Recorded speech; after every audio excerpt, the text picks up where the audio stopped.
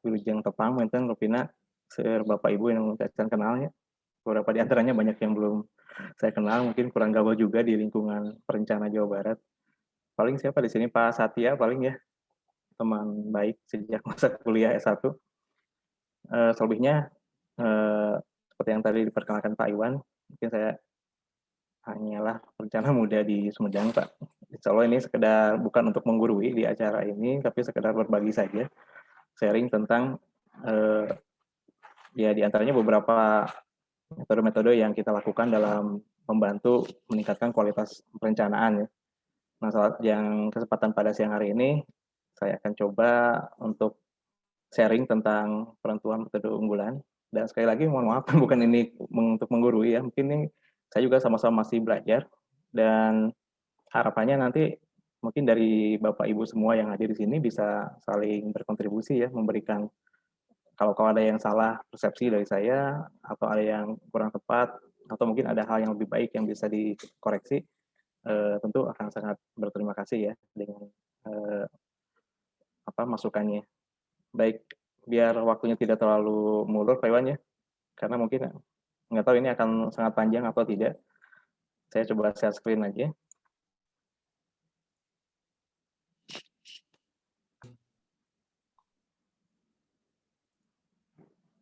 Sudah muncul Bapak Ibu ya? Sudah Pak, sudah jelas. Oke, baik. Ya, kita mulai dari kenapa sih muncul analisis macam ini. Sepertinya hal ini kan sudah biasa ya, sudah sederhana. Di antara kita banyak yang sering melakukan untuk analisis LQ, SIP-share gitu ya, tipologi Klassen. Nah, munculnya ini latar belakangnya karena memang pertama, sebetulnya ini hasil dari sebuah pelatihan dengan Injabar Unpad, dan waktu itu memang berbayar ya gitu. Jadi untuk siang hari ini alhamdulillah kita bisa sharing ilmunya, apa yang saya dapat dari hasil pelatihan itu. Kemudian dan saya pikir tepat juga ketika saat ini kita sedang melakukan RPJMD perubahan ya. Mungkin sama juga ya di Bapak Ibu semua ada agenda RPJMD perubahan. Kemudian juga bertepatan juga dengan adanya pandemi COVID-19 ya. Nah, ini juga akhirnya mengubah semua struktur perekonomian kita kan terganggu ya dengan adanya COVID-19, sehingga kajian seperti ini diharapkan bisa merefresh ulang sebetulnya kita punya potensi di mana sih gitu ya, sektor apa saja yang sebetulnya bisa diandalkan untuk melakukan pemulihan ekonomi daerah dan juga berdampak ke pemulihan ekonomi nasional. Baik, mungkin latar belakangnya seperti itu ya. Di sini saya tidak gambarkan secara terperinci ya, tapi langsung saja terkait dengan diawali dari data PDRB ya. Kita ingin melihat struktur perekonomian sebuah daerah, tentu yang jadi acuan adalah data makro yang dirilis oleh BPS.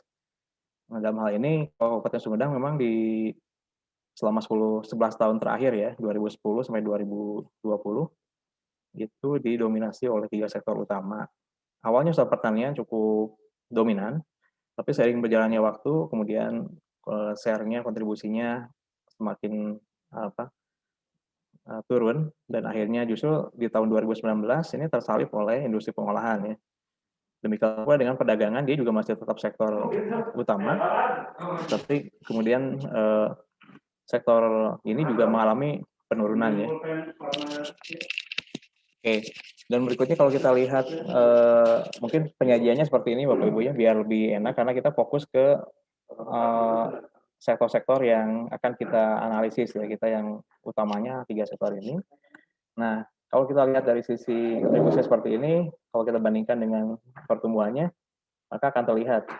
Jadi yang abu-abu ini adalah sektor lainnya ya, selain dari 3 sektor utama. Nah, yang merah putus-putus ini adalah laju pertumbuhan ekonomi, LPE-nya. Sebetulnya nampak sejalan dengan sektor perdagangan yang biru ya. Tapi dia kemudian sektor perdagangan kita lihat di tahun 2020 dengan adanya pandemi COVID-19, dia kemudian terpuruk paling dalam ya, sampai minus 7,78%. Sementara di satu sisi sektor lain yang masih bertahan di antara 3 sektor ini hanya sektor pertanian, dia mampu tumbuh lebih dari 2,8% ya. Nah, artinya di sini sebenarnya udah mulai terlihat sektor mana yang tampak bisa bertahan ya di tengah adanya goncangan pandemi COVID-19. Tapi tentu saja ini tidak cukup karena ini baru sepintas gitu ya. Di permukaannya kita ingin tahu secara lebih dalam lagi apakah dia merupakan sektor yang basis gitu ya, atau kemudian juga dia bisa tumbuh cepat, apakah dia punya mampu kompetitif, bisa punya spesialisasi, dan secara tipologi dia juga merupakan sektor yang diharapkan bisa mendongkrak perekonomian. Nah, kalau kemudian kita lihat lagi peran yang lain dari ketiga sektor utama tadi, memang sangat signifikan dari sisi penyerapan tenaga kerja ya Bapak Ibu. Kalau di Sumedang ini karena ya pertanian ini sektor yang ternyata justru di saat pandemi ini dia mendapatkan menjadi penyelamat ya bagi sebagian masyarakat ketika di masa pandemi ini beberapa sektor terganggu, terutama industri pengolahan sampai minus 2,6% ya ini pengurangan tenaga kerja di sektor itu diikuti oleh konstruksi gitu kan, perdagangan juga berkurang. Nah, justru pertanian menjadi sektor yang sangat dominan jauh daripada sektor yang lain, dia mampu menyerap 5,6% tambahan beberapa tenaga kerja yang kemungkinan juga beralih dari sektor yang lain gitu ya. Nah, 5,6% ini kalau kita kalikan dengan jumlah penduduk bekerja itu sekitar 32.000 orang, cukup besar ya. Jadi bisa dibayangkan, andaikan tidak ada sektor pertanian, mungkin pengangguran di Sumedang yang awalnya 7,6% ya di 2019, mungkin akan melebihi 2 digit di atas 9,8% yang saat ini diestimasi oleh BPS ya. Bahwa pengangguran di Sumedang ini hampir 2 digit ya. Nah itu salah satu, jadi peran sektor utama ini memang berkorelasi dengan banyaknya serapan tenaga kerja. Nah ini mulai masuk ke analisis pertama menggunakan LQ ya. Nah LQ ini sebetulnya berfungsi untuk menentukan apakah dia sebetulnya merupakan sektor unggulan atau tidak.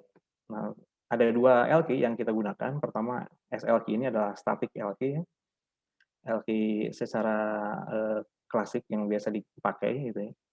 Nah, ini kategorinya apakah nanti akan ditentukan kalau kemudian hasilnya setelah kita mengkomparasikan ya, konsentrasi di sektor pertanian, sektor yang lain sampai 17 sektor, kalau dia lebih dari 1 maka dia kategori basis ya.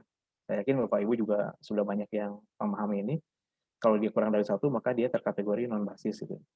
Nah, ada lagi di dynamic LQ gitu ya. Ini juga biasanya belum banyak digunakan ya, tapi saat ini beberapa artikel juga sudah mulai menggunakan. Dan akhirnya dynamic LQ ini cenderungnya lebih ke arah pertumbuhan gitu ya, yang diukurnya. Sehingga kategorinya dia tumbuh lebih cepat atau lebih lambat gitu ya. Nah, kalau misalkan ternyata dia kurang dari 1 maka dia lebih lambat. Kalau lebih dari 1 dia lebih cepat gitu ya. Nah, kombinasi dari SLQ dan DLQ ini kemudian terbentuk kuadran ya. Ada 4 kategori gitu. Kalau kemudian dia yang disebut dengan unggulan, ini contohnya pengadaan listrik dan gas ya. Nah, dia merupakan sektor basis dan juga dia tumbuh cepat gitu, maka dia kategorinya unggulan. Tapi kalau seperti pertanian, dia basis tapi dia lambat gitu ya. Secara DLQ-nya kurang dari 1 maka kategorinya prospektif gitu ya.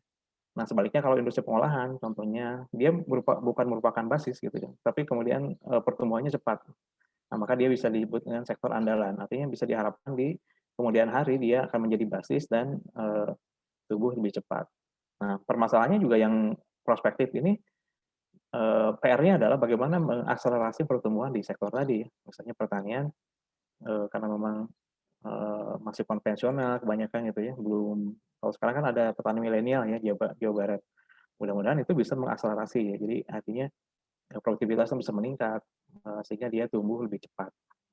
Nah, saya coba bandingkan 2 periode ya Bapak Ibu. Yang pertama 18 ke 19 ini mencerminkan masa katakanlah normal gitu ya, sebelum terjadinya pandemi Covid. Nah, kemudian satu periode lagi saya gunakan analisis untuk 2019 sampai 2020. Nah, di sini kita akan menangkap sudah terjadi pandemi Covid-19 ya, dan sudah terjadi perubahan struktur perekonomian. Jadi kalau misalkan kita bandingkan antara periode 18-19 dan periode 19-20, terjadi perubahan ya. Nah, jadi yang warna kuning ini dia unggul ya. Yang unggul tadinya di 18-19 pengadaan listrik dan gas, kemudian jasa keuangan dan asuransi. Nah, tapi kemudian malah sebaliknya kalau di Sumedang ya, ketika terjadinya pandemi COVID-19, unggulannya malah bertambah. Selain pengadaan listrik dan gas, konstruksi juga termasuk unggulan, kemudian administrasi pemerintahan, kemudian jasa kesehatan dan sosial. Nah, sementara 3 sektor yang utama gitu ya, mereka tidak terkategori unggulan karena seperti pertanian dia basis dan perdagangan juga sama basis, tapi dia lambat gitu ya. Artinya masuknya prospektif. Sementara industri pengolahan dia cepat, namun bukan basis gitu ya. Nah, dan kondisinya masih relatif sama ya dari 18 ke 19 seperti itu. Baik, jadi untuk penentuan secara konsentrasi di masing-masing sektor setiap di daerah ini ya, Sumedang dan Jawa Barat, bisa bandingkan antara Sumedang dan Jawa Barat ya. Hasilnya seperti ini. Nah, berikutnya nggak kelihatan nih. Oke, Sipser Esteban Markuilas ya. Jadi sebetulnya 2 indikator sih yang digunakan untuk penentuan sektor unggulan ya. Sebetulnya memang ada indikator misalkan pengaruh dari pertumbuhan nasionalnya atau dalam hal ini perubahan provinsi ya, daerah yang referensinya lebih dijadikan referensi. Nah, tapi yang kemudian sering dijadikan indikator mengenai keunggulan sebuah sektor itu dari sisi kompetitifnya dan spesialisasinya. Nah, sini terlihat 18-19 itu yang kategorinya mampu kompetitif dan juga punya spesialisasi. Kalau kompetitif itu dia dibandingkan pertumbuhannya ya, pertumbuhan di Sumedang dengan pertumbuhan di Jawa Barat sektor pertaniannya gitu. Nah, kalau dia di Sumedang bisa lebih cepat, maka dia sebetulnya kompetitif gitu. Nah, sementara untuk spesialisasi dia lebih ke perbandingan konsentrasinya atau proporsinya. Jadi nanti ke selisih dari nilai si PDRB sektor pertanian dengan nilai lain yang sudah dikalkulasi ya. Nanti akan kita lebih jelas di perhitungannya. Nah, setelah dikalkulasi itu nanti akan terlihat sebuah proporsional ya. Apakah nanti terlihat lebih besar mana antara di Sumedang dengan di Jawa Barat gitu. Kalau lebih besar di Sumedang berarti dia spesialisasi. Nah, ternyata pertanian itu spesialisasi di 18-19. Di 19-20 juga spesialisasi lagi. Nah, tapi kelebihannya justru di 2019-20 dia malah kompetitif gitu ya. Artinya dia tumbuhnya mampu lebih cepat dari Provinsi Jawa Barat. Nah, kalau kita lihat perbandingannya 18-19 itu ada 1, 2, 3, 4 ya. 4 sektor yang dia mampu kompetitif dan memiliki spesialisasi. Nah, tapi ketika di 2019-2020, lagi-lagi seperti halnya tadi unggulan, ternyata dia juga bertambah ya, ada 1, 2, 3, 4, 5, 6, 7. Jadi lebih banyak sektor yang dia akhirnya mampu lebih kompetitif dan spesialisasi. Nah, ini sepertinya dipengaruhi oleh si sektor yang ada di masing-masing daerah, terutama Sumedang ini kan tidak berbeda halnya dengan wilayah yang di apa seperti basis industri ya, Karawang, Bekasi ya, Bogor gitu. Nah, mereka ketika terjadi pandemi goncangan itu terpuruknya sangat jauh ya, kontraksinya cukup dalam gitu. Seperti Karawang juga. Nah, artinya kalau Sumedang memang tidak sedalam kabupaten-kota yang lain. Baik, jadi terlihat seperti ini Bapak Ibu ya, kita sudah punya 2 kategori dari LQ, kemudian dari Sipser. Nah, Sipsernya kita gunakan Esteban Markuiles yang mampu menangkap unsur spesialisasinya ya. Kalau Sipser klasik itu tidak ke spesialisasi tapi lebih ke kecepatannya. Dia progresif atau mundur istilahnya, atau cepat atau lambat gitu. Nah, kemudian pengembangan dari Sipser sebetulnya muncul yang namanya model rasio pertumbuhan. Dan ini sebetulnya Bapak Ibu kalau memang kita mau cari banyak ya di YouTube, itu beberapa video juga banyak yang diupload terkait dengan model rasio pertumbuhan, dengan LQ, dengan Sipser gitu ya. Sehingga kita sebenarnya bisa belajar mandiri gitu ya. Baik, tapi ini sharing aja sekali lagi. Nah, ketika di periode 18-19 yang baik saya jelaskan dulu. Jadi kategorinya itu ada yang disebut potensial, ada dominan pertumbuhan gitu, ada dominan referensi nanti, ada yang tidak potensial gitu. Tergantung dari ini ada disebut RPS, rasio pertumbuhan wilayah studi, itu Sumedang ya. Dan ini ada RPR atau rasio pertumbuhan wilayah referensi yaitu Jawa Barat gitu. Jadi lagi-lagi seperti halnya Elki gitu ya. Ini kalau misalkan dia lebih dari satu, kemudian juga RPR-nya apa lebih dari satu juga, maka dia dominan pertumbuhan. Seperti contohnya yang konstruksi ya. Ini jadi dominan pertumbuhan karena masing-masing punya angka di atas satu gitu. Nah, tapi di tahun 2019-2020 konstruksi ini juga ternyata tidak dominan pertumbuhan ya. Artinya malah dia sama sekali tidak potensial karena nilainya kedua-duanya berada di bawah satu gitu. Nah, artinya ketika di bawah satu kedua-duanya ya tidak potensial ya, kategorinya. Nah, kategori yang kemudian yang lain ini ada di semacam dominan pertumbuhan. Kalau dominan pertumbuhan, oh yang tadi saya dominan pertumbuhan itu dua-duanya lebih dari satu ya. Kalau dominan daerah referensi itu daerah referensinya satu ke atas ya, lebih dari sama dengan satu ya. Nah, sementara yang studinya dia kurang dari satu gitu ya. Sehingga berarti artinya di Jawa Barat lebih baik ya daripada di Sumedang. Nah, kategori yang kita cari yang potensial. Potensial itu ketika rasio pertumbuhan wilayah studinya lebih dari satu dan rasio pertumbuhan wilayah referensinya itu kurang dari satu. Artinya sektor inilah yang diharapkan bisa mengakselerasi ya, meningkatkan aktivitas perekonomian masyarakat karena konsentrasinya rasio pertumbuhannya di wilayah studinya lebih tinggi daripada referensinya. Jadi industri pengolahan di Sumedang saat itu lagi meningkat pesat ya 2019 ya. 18-19 itu lagi tinggi-tingginya, bahkan dia menjadi sumber pertumbuhan untuk Sumedang waktu itu. Maka dia kategori potensial. Begitu dengan jasa keuangan asuransi, dia lebih dari satu, sementara di Jawa Barat kurang. Nah, tapi ketika terjadi pandemi di 19 ke 20, ini terjadi perubahan. Nah, yang berubah itu sekarang malah kemudian pertanian yang potensial, karena di satu sisi dia di rasio pertumbuhan wilayah studinya di Sumedang itu lebih tinggi dibandingkan dengan Jawa Barat gitu ya. Jawa Barat kurang dari satu. Dan sektor yang lain adalah jasa kesehatan. Jadi sebetulnya matching ya dengan kondisi saat itu 1920 ketika terjadi pandemi, maka sektor yang mampu bertahan itu pertanian, kemudian juga sektor jasa kesehatan dan kegiatan sosial juga itu menjadi lebih dominan ya. Baik, seperti itu Bapak Ibu. Berikutnya ini tipologi klasen. Tipologi ini mengklasifikasikan ya. Ini juga sebetulnya dalam bentuk kuadran, tapi dalam hal ini saya buat seperti ini dulu biar kalau di bentuk kuadran pun bisa gitu ya. Tapi akan lebih kelihatan ya kalau misalkan kita coba berikan penekanan dengan warna-warna seperti ini dan akhirnya kita bisa lihat kita gunakan MRP dan LQ khususnya ini RPS ya. Dia potensial atau tidak, kemudian LQ dia basis atau bukan. Nah, ketika dia terkategori seperti pertanian nih di 2019-20, dia ternyata tadi merupakan potensial ya.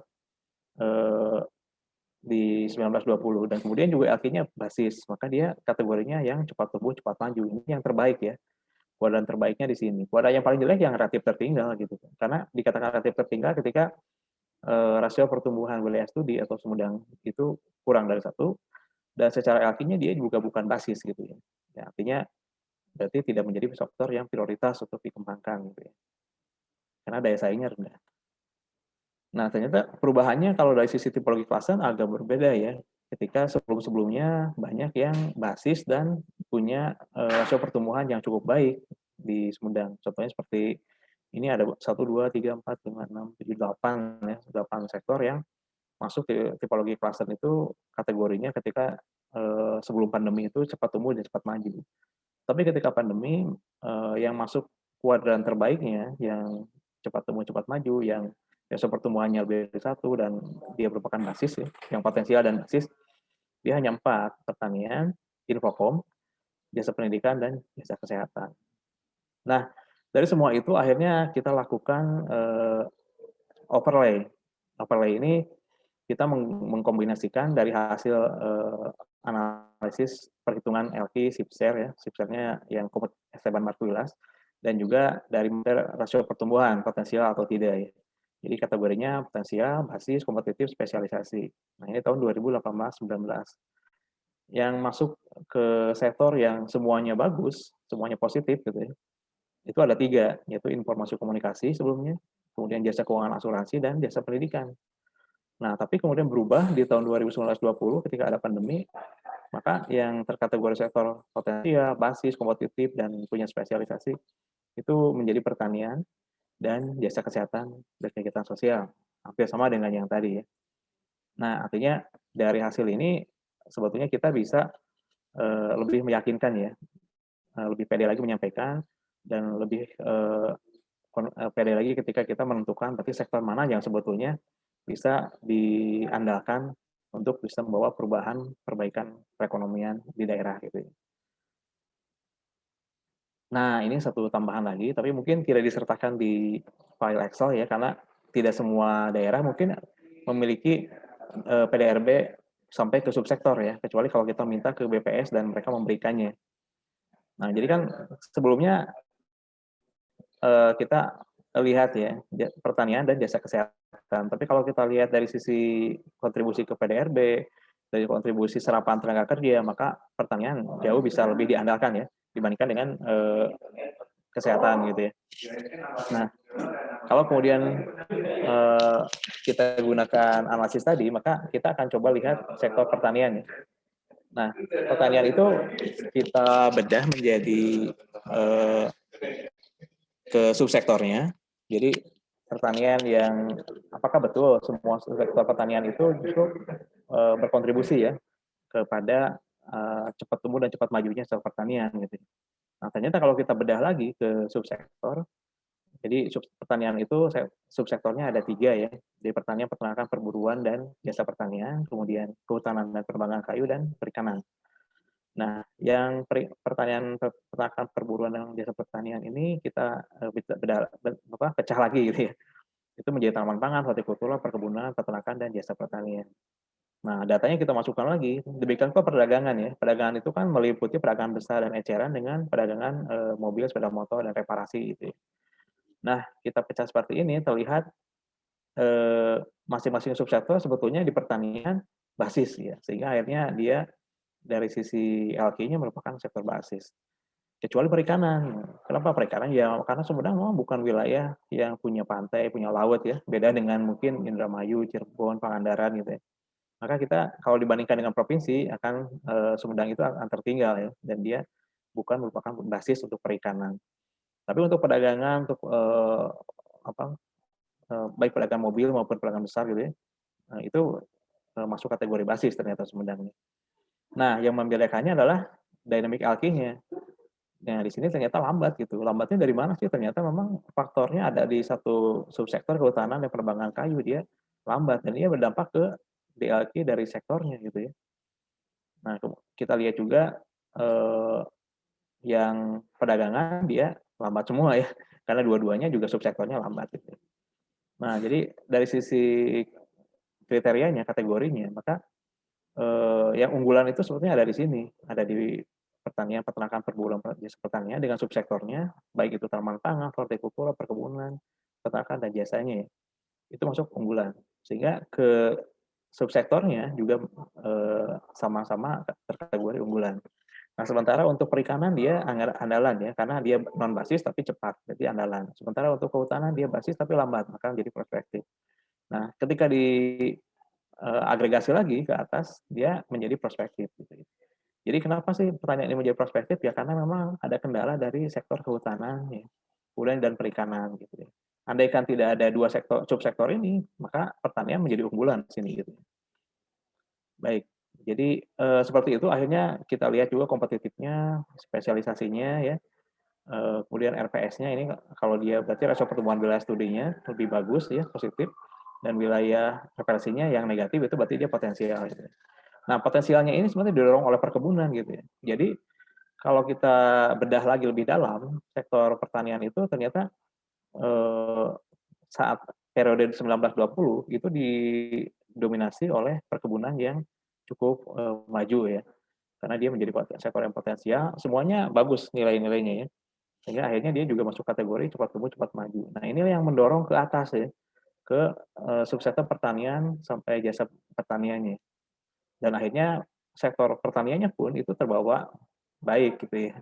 Jadi berkat adanya jasa dari perkebunan ini gitu. Baik. Jadi kesimpulannya mungkin begitu, kita bisa lihat dari hasil tadi ada 3 sektor utama penggerak perekonomian Sumedang, tapi tidak semuanya, hanya 2 yang terkategori basis, yaitu pertanian perdagangan. Nah, tapi di sektor industri sekalipun dia tidak basis itu bisa sebetulnya perannya bisa dioptimalkan ya kalau dia bisa mendukung 2 sektor basis tadi di hulu dan hilir. Hulu sebagai penyedia alat, sarana produksi gitu ya, maupun di hilir untuk pengolahan pangannya dari sampai ke perdagangannya ya. Nah, kalau secara spesifik kita lihat dari peran subsektor perkebunan yang tadi memiliki peran yang sangat strategis ya untuk pertanian di masa pandemi kemarin. Nah, sektor lain yang juga menarik itu Infocom ya. Infocom ini kan pertumbuhannya sangat pesat ya, bahkan sampai tumbuh 23% ya untuk di Sumedang, 22,9. Nah, kalau memang ini bisa dioptimalkan untuk melakukan transformasi digital, maka harapannya ini bisa memacu produktivitas sektor pertanian ya, produktivitas di industri pengolahan dan juga di perdagangan.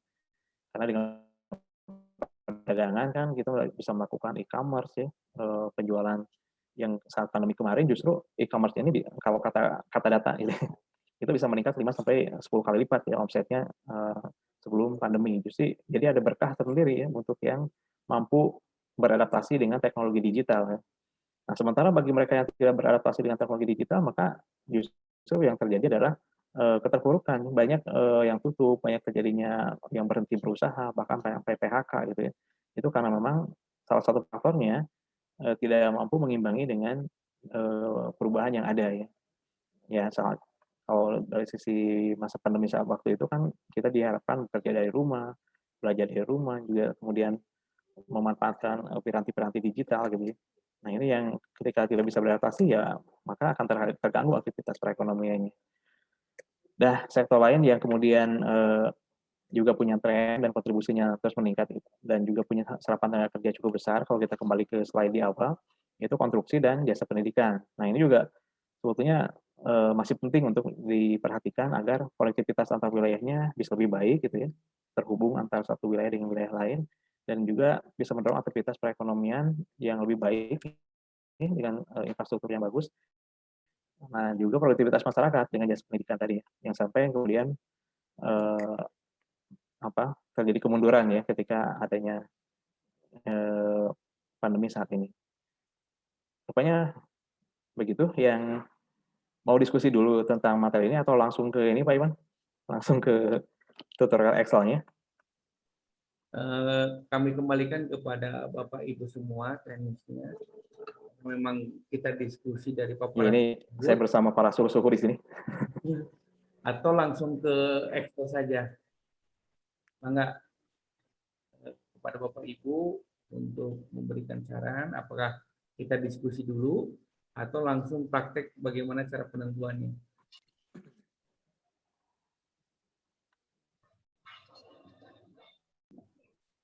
Mungkin langsung praktek aja Pak, Excel Pak. Oh, langsung praktek aja ya, siap. Baik. Langsung praktek aja Pak. Silakan lanjut. Iya. Oh, sekarang udah 34 ya, banyak. Alhamdulillah. Iya. Bagi Bapak Ibu yang mungkin baru bergabung, mungkin sebetulnya bisa dibaca dari slide yang sudah di-share di grup ya. Nah, sekarang terkait dengan perhitungannya. Ini Excel yang tadi sudah saya coba koreksi ya, saya perbaiki karena ada kesalahan di sini, pencantuman tadi masih juta ya, harusnya miliar rupiah satuannya.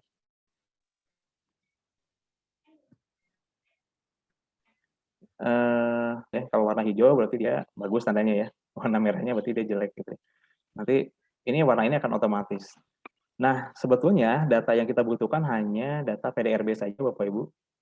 Data PDRB atas dasar harga konstan ya, atas dasar harga konstan tahun 2000 tentu saja. Nah, saya di sini contohkan tahun 2019-20.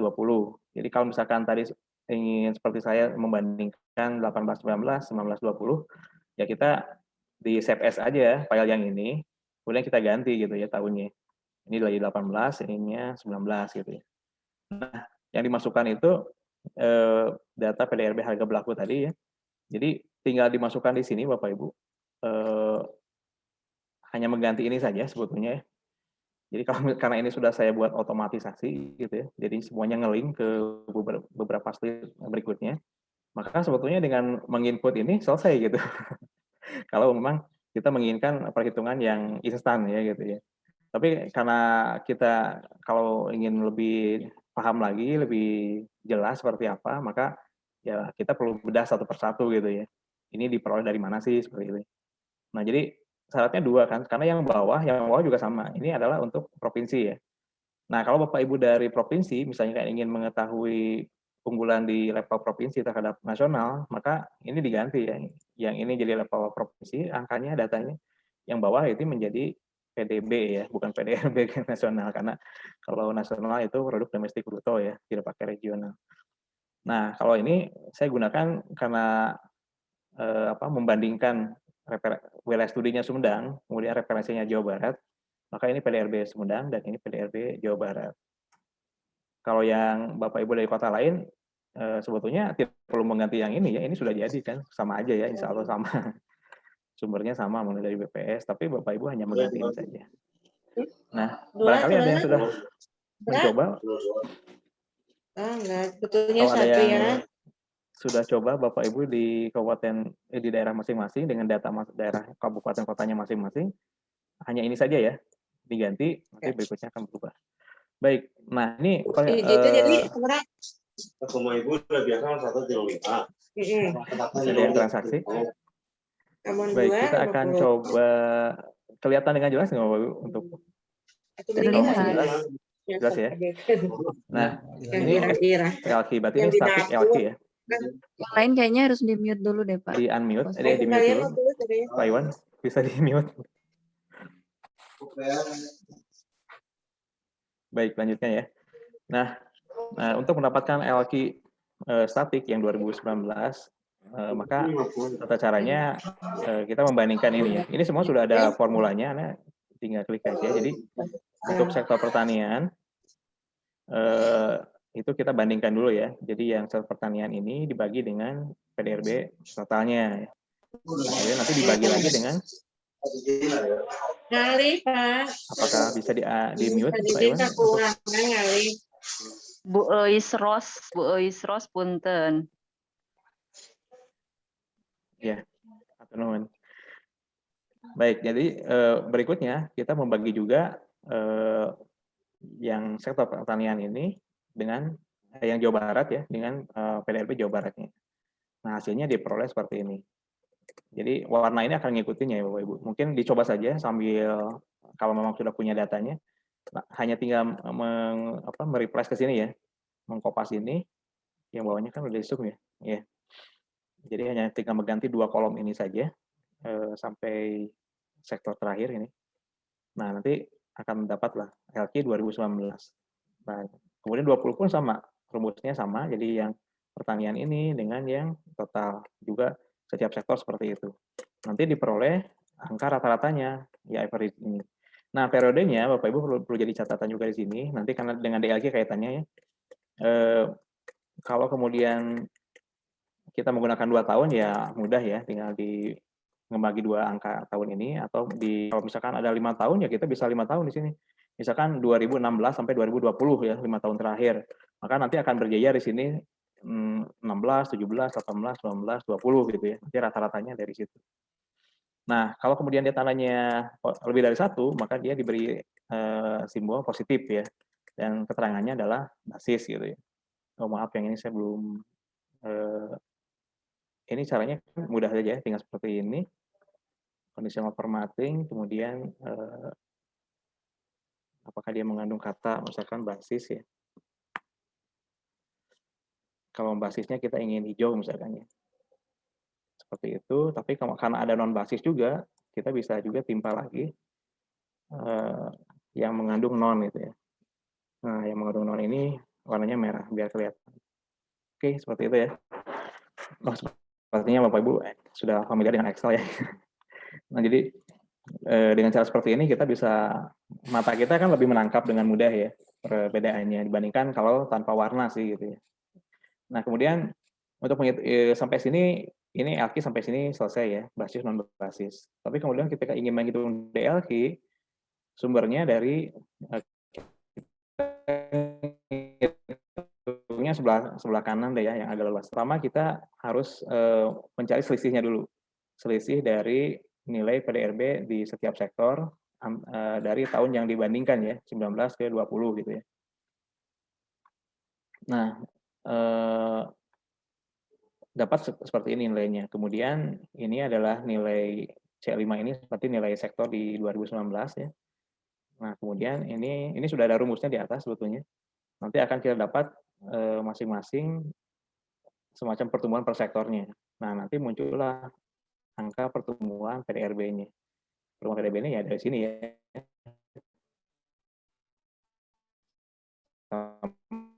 Masih menghitung pertumbuhan, jadi ya seperti itu.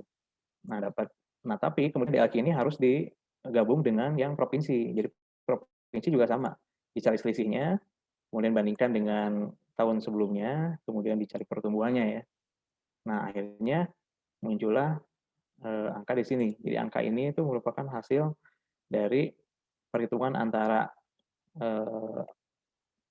pertumbuhan ini ya, dengan pertumbuhan PDRB, ini pertumbuhan per sektor, ini pertumbuhan PDRB-nya, pertumbuhan PDRB total se-Kabupaten Sumedang ya. Ini juga sama, pertumbuhan per sektor dengan pertumbuhan PDRB Jawa Barat. Nah, kita gabungkan. Nah, yang jadi catatan ini, karena ini dipangkatkan ya. Kalau kita 2 tahun, maka pangkatnya 2 gitu. Jadi kalau kita 5 tahun, pangkatnya 5 gitu. Itu harus jadi catatan. Ini saya sudah tambahkan. Jadi pangkat sesuaikan dengan periode analisisnya gitu. Nah, akhirnya dapatlah nilai DLQ tadi yang kita cari. Nah, kenapa kemudian tadi pertanian sebetulnya nyaris ya, ini 0,98. Kalau dia bisa 0, tambah 0,3 aja deh. Ini bisa apa, dynamic ALKI-nya bisa tumbuh cepat gitu. Nah, baik. Jadi akhirnya antara 2 kolom ini kita gabungkan, kita kombinasikan.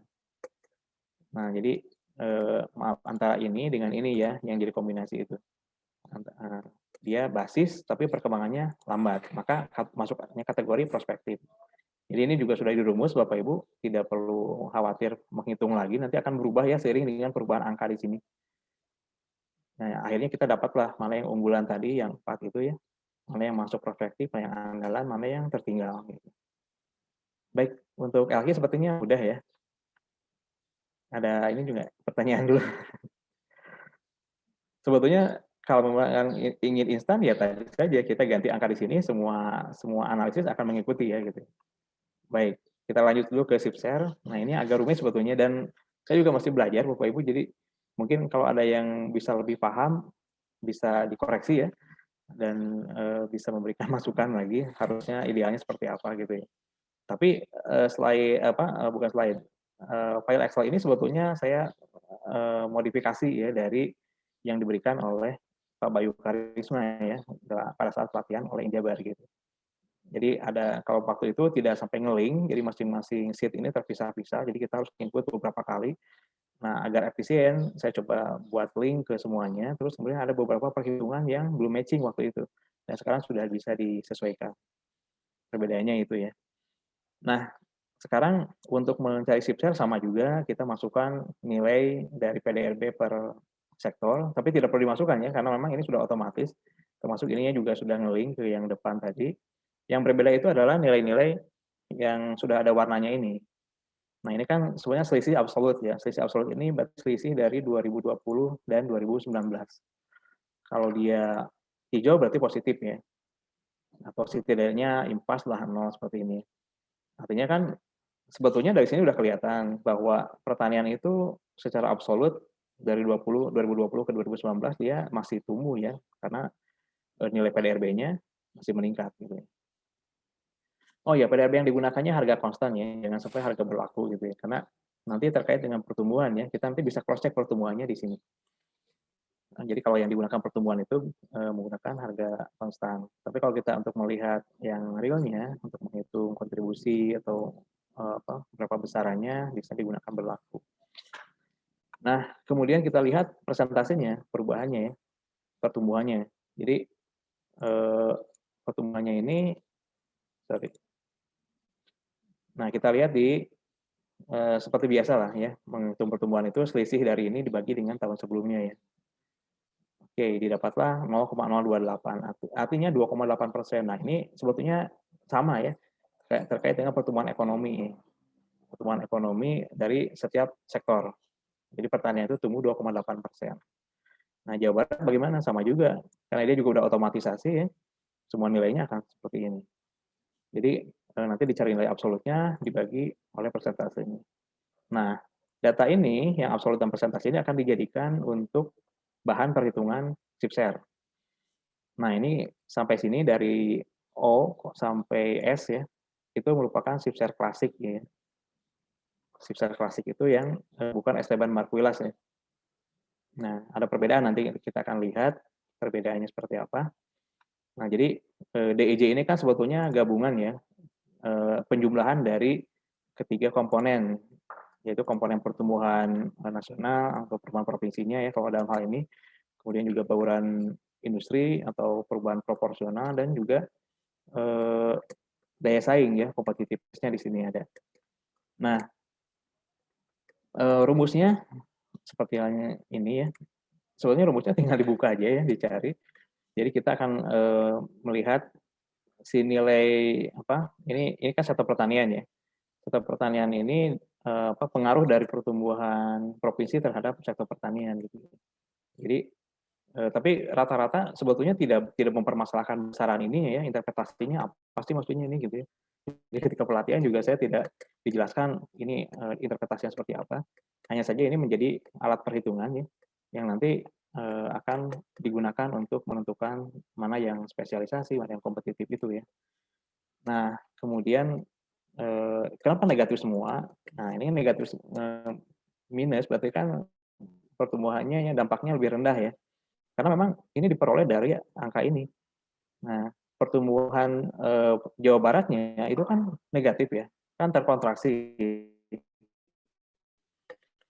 Nah, jadi karena terkontraksi setotalnya, maka kesannya semua terhadap sektor ini ada penurunan gitu ya.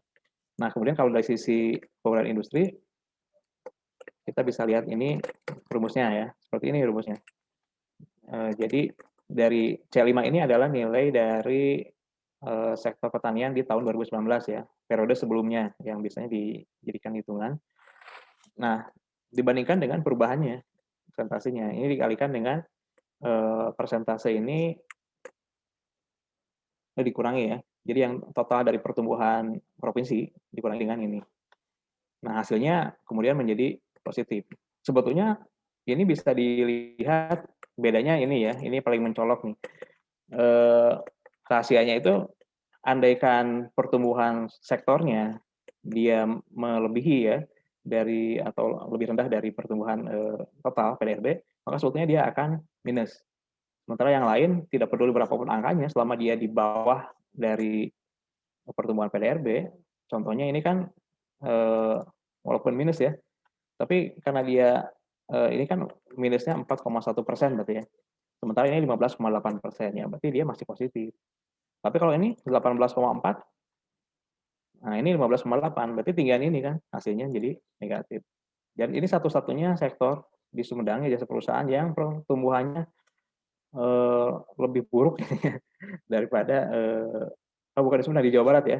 Di Jawa Barat itu yang paling terpuruk itu malah di jasa perusahaan ini ya, minus 18,4% dibandingkan dengan total PDRB-nya. Muncul seperti itu. Nah, lanjut dulu ya. Kemudian kalau kompetitif ini lebih ke pertumbuhan ya. Kita lihat rumusnya. Jadi kita membandingkan persentase pertumbuhan di provinsi dengan persentase pertumbuhan di Sumedang. Jadi ini dikali dengan pertumbuhan ini ya. Jadi kalau misalkan di Sumedang kan 2,8, lebih tinggi ya kan, dibandingkan dengan provinsi yang 2,2. Nah ini kan 2,8%, ini 2,2%. Sehingga dia akan menjadi positif. Nilainya seperti itu. Nah kemudian kolom berikutnya ini adalah untuk melakukan cross check. Kan ini harus sama nih ya. Jumlah ini tuh harus sama dengan jumlah ini gitu. Jadi ini kita sum jumlahnya. Nah, totalnya harus sama dengan DIJ ini ya. Jadi ini sama, ini maaf ya, ini digitnya 3, ini digitnya 2. Kita tambah aja yang ini ya. Oops.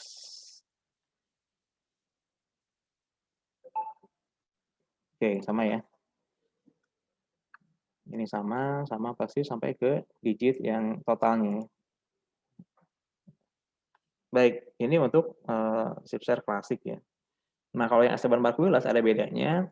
Bedanya itu kan kalau yang klasik dia di sini ya, di spesialisasinya. Makanya dia kalau yang klasik itu tidak muncul istilah spesialisasi ya.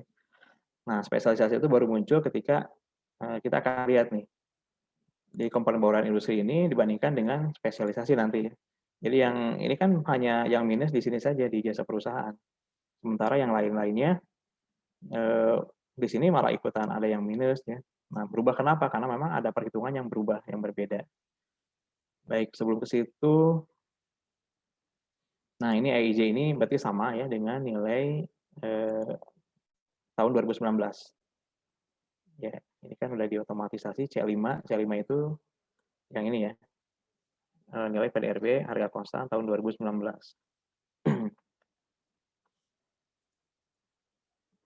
Gimana? Nggak pusing kan Bapak Ibu ya? Atau ngantuk malah? Jadi biasanya ngitung-ngitung suka lumayan ya. Ya makanya sebetulnya tanpa harus memahami cara perhitungannya sebetulnya bisa digunakan gitu ya. Dan nanti bisa dapat hasilnya. Tapi kalau misalkan kita coba lebih detail lagi, harapannya ya mungkin kita bisa ngerti ya dari mana sih munculnya angka-angka ini gitu ya. Baik, sedikit lagi ya untuk yang chip share. Memang agak rumit di chip share sebetulnya sih. Tapi setelah ini yang tinggal MRP lebih mudah, overlay bahkan lebih gampang lagi, tipologi juga lebih gampang, tidak hitung-hitungan. Jadi yang rumit hanya satu-satunya di sini. Nah, kompetitif ini kalau kemudian kita gunakan yang Esteban Marquilas, ini juga sebetulnya hampir tidak ada perbedaan ya. Ini kompetitif kan, yang klasik, ini kompetitif yang Esteban Marquilas. Sama ya, secara nilai beda sih, tapi secara simbol sama ya, dia maksudnya yang lebih dari 0 sama yang kurang dari 0 kelihatan. Jadi kalau chip share di sini tidak lebih dari 1 kurang dari 1, tapi dari 0 ya. Bedanya itu. Nah, ini kita lihat pertumbuhannya ini kan mereka untuk chip share ini dilihat dari pertumbuhan selisih dari pertumbuhan pertanian di Sumedang dengan Jawa Barat. Ini 0,028 atau 2,8%, ini 0,22 atau 2,2% ya, kalikan 100. Jadi selisihnya sekitar 0,06 ya. Betul 0,06. Ya, 0,006, sorry. Nah, jadi seperti itu melihat kompetitifnya dari Esteban Marquilas. Kemudian, nah untuk mendapatkan spesialisasi ini harus dilakukan perhitungan dulu proporsional yang ini. EIJ ini juga menghitung proporsi dari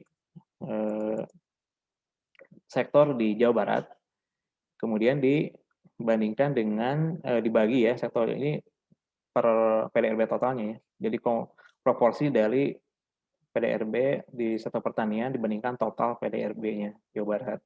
Kemudian nanti dikalikan dengan PDRB total dari Sumedang gitu ya, atau daerah Bapak Ibu atau kabupaten kota. Nah, sehingga nanti hasilnya akan menghasilkan angka kan. Nah, hasil perhitungan ini menghasilkan angka sebesar 1.679 ya, miliar gitu ya. Ini komanya di 3 digit. Nah, ini akan dibandingkan dengan ini Bapak Ibu. Dengan nilai dari si PDRB di daerah yang kita uji ya, daerah studinya, Sumedang ya. Ini akan dibandingkan dengan ini. Lebih besar mana? Nah, kalau dia lebih besar di Sumedang, berarti dia spesialisasi gitu. Tapi kalau seperti ini, sebaliknya, ini kan 20. Di sini 397, berarti tidak spesialisasi gitu ya. Ini kan membandingkan ya, ini dengan ini selisihnya.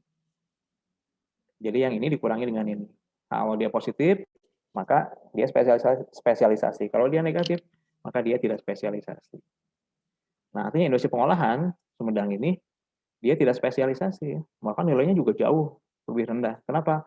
Ya karena kontribusi industri di Sumedang itu jauh lebih kecil ya dibandingkan dengan beberapa kabupaten Karawang, Bekasi, Kabupaten Bogor ya.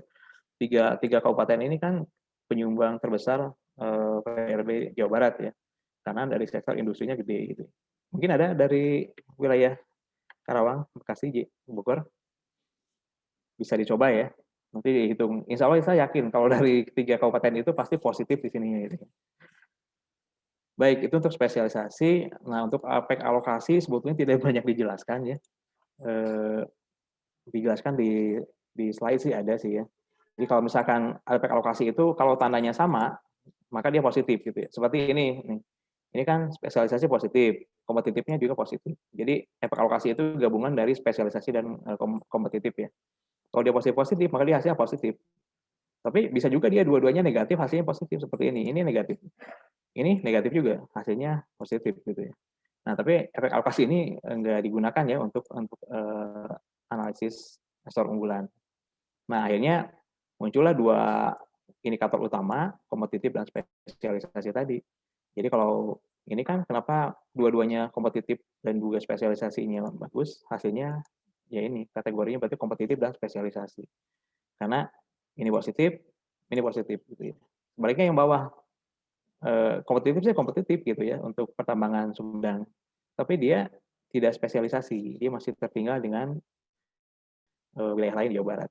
Maka dia kompetitif sih, tapi tidak spesialisasi gitu ya. Ada juga yang dua-duanya tidak ya.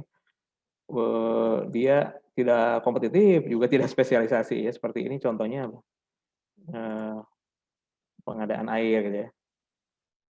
Nah, kalau konstruksi Sumedang sebetulnya bagus ya, dua-duanya positif. Dia kompetitif dan spesialisasi. Terus transportasi pergudangan juga Sumedang tidak ini ya, tidak kompetitif dan juga tidak spesialisasi. Nah, itu untuk nanti akan diperoleh hasil seperti ini. Itu untuk perhitungan Sipser Esteban Markuilas. Nah, ini satu lagi, tapi ini tidak rumit sih sebetulnya. Untuk model rasio pertumbuhan, ini juga sudah diotomatisasi ya. Nah, baru nanti kita akan lihat ini selisih ya.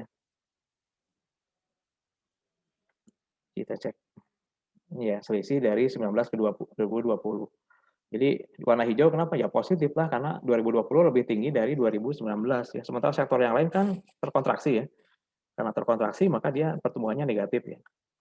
Nah, seperti itu dapat angkanya. Ini ini ada 2 ya. Yang atas ini yang Kabupaten Sumedang nih. Nanti di bawah ada lagi untuk yang provinsi. Nah, baik. Jadi Kabupaten Sumedang dulu. Nah, kita akan hitung ini. Nah, hitungnya ternyata dari sini rumusnya ya. Jadi perhitungan ini membagi selisih dengan nilai akhirnya. Nah, untuk melihat rasio pertumbuhannya. Dan ya hasilnya positif. Ya karena di sininya positif ya. Nah, sementara kalau yang ini kan negatif ya, maka hasilnya juga negatif di sini. Nah, ini sementara yang ini 0,025 ini konstan semua karena dia pertumbuhan provinsi ya. Ini didapat dari sini. Jadi dari hasil proporsi selisih di Jawa Barat dibandingkan dengan PDRB terakhir Jawa Barat 2020 ya. Seperti itu. Ya.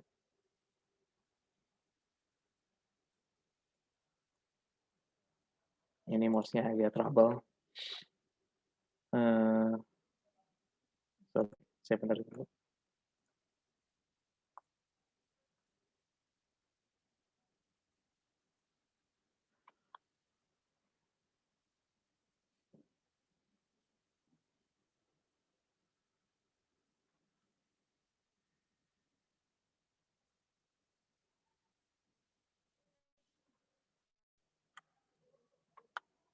Bentar, ada kesalahan teknis.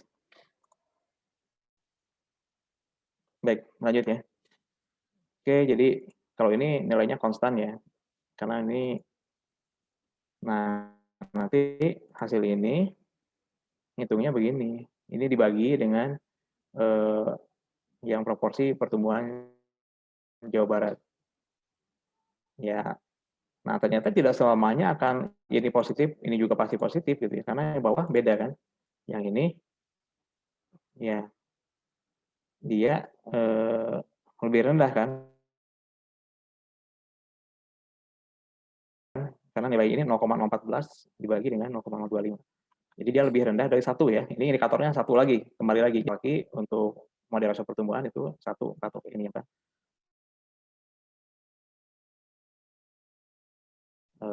Kalau dia positif di sini maka kita beri tanda positif ya. Ini juga udah otomatis. Dan kalau dia positif berarti dia potensial. Artinya rasio pertumbuhan wilayah studinya dia potensial. Nah, tapi ini baru menganalisis dari satu kabupaten ya. Satu daerah ya, satu daerah studi. Nah, di bawahnya ini juga kita gunakan hal yang sama ya. Hal yang sama untuk provinsi. Dengan nilai ini juga tetap sama karena nilainya nilai yang rasio pertumbuhan yang provinsi. Dan hasilnya bisa dilihat seperti ini. Jadi untuk pertanian di level Jawa Barat dia itu sebetulnya tidak potensial karena RPR-nya itu lebih kurang dari seperti itu. Terus semua sama. Nah, dua ini kita kombinasikan yang ini ya, kita kombinasikan dengan yang di atas. Jadi RPS dengan RPR. Ini kan RPR wilayah referensi yaitu Jawa Barat. Ini RPS wilayah studi yaitu Sumedang. Nah, jadi saya buat lagi seperti ini. Jadi dua ini ya. Nah, dari dua ini kita akan lihat Sumedang itu makanya tadi kenapa masuk sektor potensial karena secara wilayah studi dia potensial, tapi dari referensinya Jawa Baratnya dia tidak potensial. Sebetulnya inilah menjadi kelebihan. Maka pertanian di Sumedang harusnya bisa menjadi sektor yang potensial untuk mendongkrak perekonomian Sumedangnya gitu ya. Nah, sebaliknya dengan ini, di sini tidak potensial nih, ini apa? Pengadaan air ya.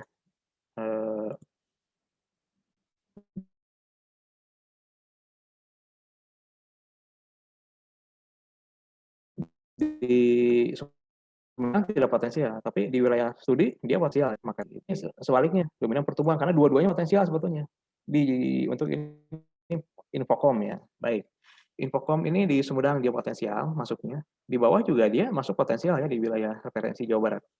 Jadi dua-duanya potensial, tapi disebutnya dominan pertumbuhan. Artinya ya dia dominan baik di wilayah studi maupun di wilayah referensi gitu ya. Sebetulnya di sini ya bisa dikembangkan gitu, tapi sebetulnya kita masih kalah juga sih dibandingkan provinsi gitu ya. Karena nilai rasio pertumbuhannya juga kita lebih rendah dari provinsi. Nah, jadi di provinsi pun bagus gitu ya, di Sumedang bagus, di provinsi juga bagus gitu. Seperti itu. Nah, yang sebetulnya akan menjadi potensial itu sebetulnya di Sumedangnya bagus, di provinsinya tidak terlalu bagus gitu ya. Sehingga kita di situ bisa lebih punya potensi untuk menguasai pasar atau menjadi penyuplai yang terbesar dan sebagainya gitu. Itu untuk MRP ya. Jadi perbandingan antara rasio pertumbuhan wilayah studi dan rasio pertumbuhan wilayah referensi. Nah, kemudian akhirnya di overlay. Di overlay itu kita mengkombinasikan sektor ini potensial, basis, kompetitif, dan spesialisasi. Nah, jadi kalau keempat-empatnya ini terpenuhi positif semuanya, berarti dia sebetulnya menjadi sektor yang unggulan gitu ya. Jadi penentuan sektor unggulan itu karena memang dia menang di semua kompetisinya gitu ya. Secara potensial dia juga bagus, basis juga iya, kompetitif juga oke, spesialisasi juga iya. Nah, beda dengan ini ya, pengadaan air kayak gini. Semuanya kita ini minus gitu ya. Atau juga jasa lainnya untuk Sumedang gitu ya. Jasa lainnya juga tidak artinya untuk pengembangan itu butuh effort lebih besar ya, kerja keras yang lebih besar. Jadi harusnya kita mengacu pada sektor-sektor yang kita sudah punya keunggulan di situ gitu ya. Karena itu akan mengefisienkan sumber daya ya, dan juga apalagi kalau dikaitkan dengan jumlah tenaga kerja tadi ya, sangat banyak yang bekerja di pertanian. Jadi kalau itu kita lakukan berikan perlakuan, berikan kebijakan yang tepat, itu akan lebih cepat mengakselerasi kesejahteraan masyarakat. Dan satu lagi terakhir tipologi ini juga saya udah ubah saya modifikasi dari contoh yang sebelumnya. Nah, akhirnya didapat tipologi klaster ini membandingkan dari RPS dengan LQ ya. Jadi dia potensial dengan basis gitu ya. Nah, sehingga didapatkan seperti ini, kayak pertanian dia potensial, LQ-nya juga lebih dari 1 ya, sangat basis, maka dia terkategori wilayah yang cepat tumbuh, cepat maju gitu. Jadi kalau misalkan dibuat kuadran, dia kuadran yang terbaik ya. bagus, dua nilainya bagus. Beda dengan misalkan seperti ya kalau misalkan pertambangan, Indonesia pengolahan kita relatif tertinggal. Jadi dia juga kita bukan basis dan juga tidak potensial gitu ya. Nah, kemudian ada lagi yang seperti sektor cepat maju tapi tertekan. Artinya seperti pengadaan listrik gas, kemudian apa lagi nih? Konstruksi misalnya ya. Konstruksi di 1920 itu dia basis gitu ya. Secara LQ dia basis, tapi secara potensial rasio pertumbuhan dia lebih rendah gitu ya. Artinya dia kategorinya cepat maju tapi tertekan gitu ya. Baik, jadi kita bisa ada lagi yang mungkin sebaliknya nanti ya, tapi di Sumedang ini nggak ada ya. Yang sebaliknya itu dia sebetulnya bisa saja potensial gitu, tapi dia bukan basis. Gitu ya. Jadi dia hanya tumbuh cepat atau potensial saja, tapi bukan sektor basis. Dan itu juga tidak pada pilihan terbaik gitu ya. Baik, sehingga didapatlah 4 sektor tadi hasilnya seperti ini. Alhamdulillah mungkin seperti itu penjelasan slide dan juga file Excel yang bisa Bapak Ibu gunakan mungkin ya. Barangkali ada yang mencoba dari kabupaten kota lain dengan menggunakan data kabupaten kotanya. Hanya merubah ini saja ya. Hanya berubah ini nanti kesananya akan berubah otomatis. Insya Allah. Ya, Pak Iwan mungkin dari Kuningan sudah dicoba.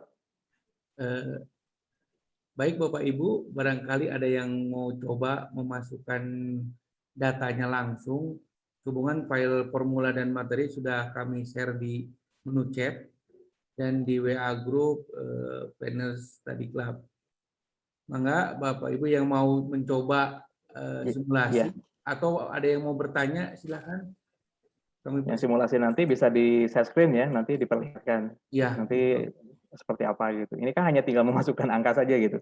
Semuanya otomatis, tapi mudah-mudahan yang tadi saya sampaikan bisa menambah ini ya, lebih memahami gitu ya, seperti dari mana sumber dan sebagainya gitu. Ya silakan Pak Iwan mangga. Ya, terima kasih Pak Anu atas paparannya yang sangat menarik dan memberikan perbendaharaan bagi kami perencana di Jawa Barat terkait bagaimana metode analisis yang memang sangat bisa untuk mendapatkan informasi baru sehingga kita bisa menghasilkan suatu rekomendasi pilihan kebijakan kepada pimpinan. Mangga kepada Bapak Ibu yang ingin bertanya langsung kami persilakan. Jadi metodenya satu orang penanya langsung dijawab ya Pak ya. Silakan Bapak Ibu. Ya, boleh.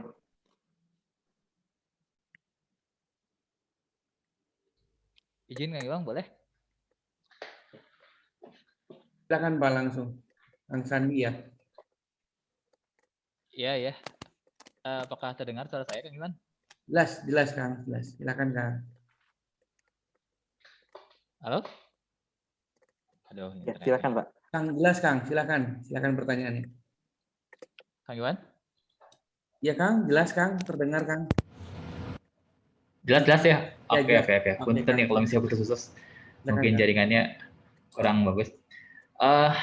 Ya, pertama terima kasih nih Kang Iwan sudah memfasilitasi acara seperti ini. Alhamdulillah jadi kita bisa sharing ya. Mungkin tadi Kang Nugraha nanti juga udah menyampaikan mengenai sektor unggulan ya barangkali ya. Nah, kalau saya barangkali kan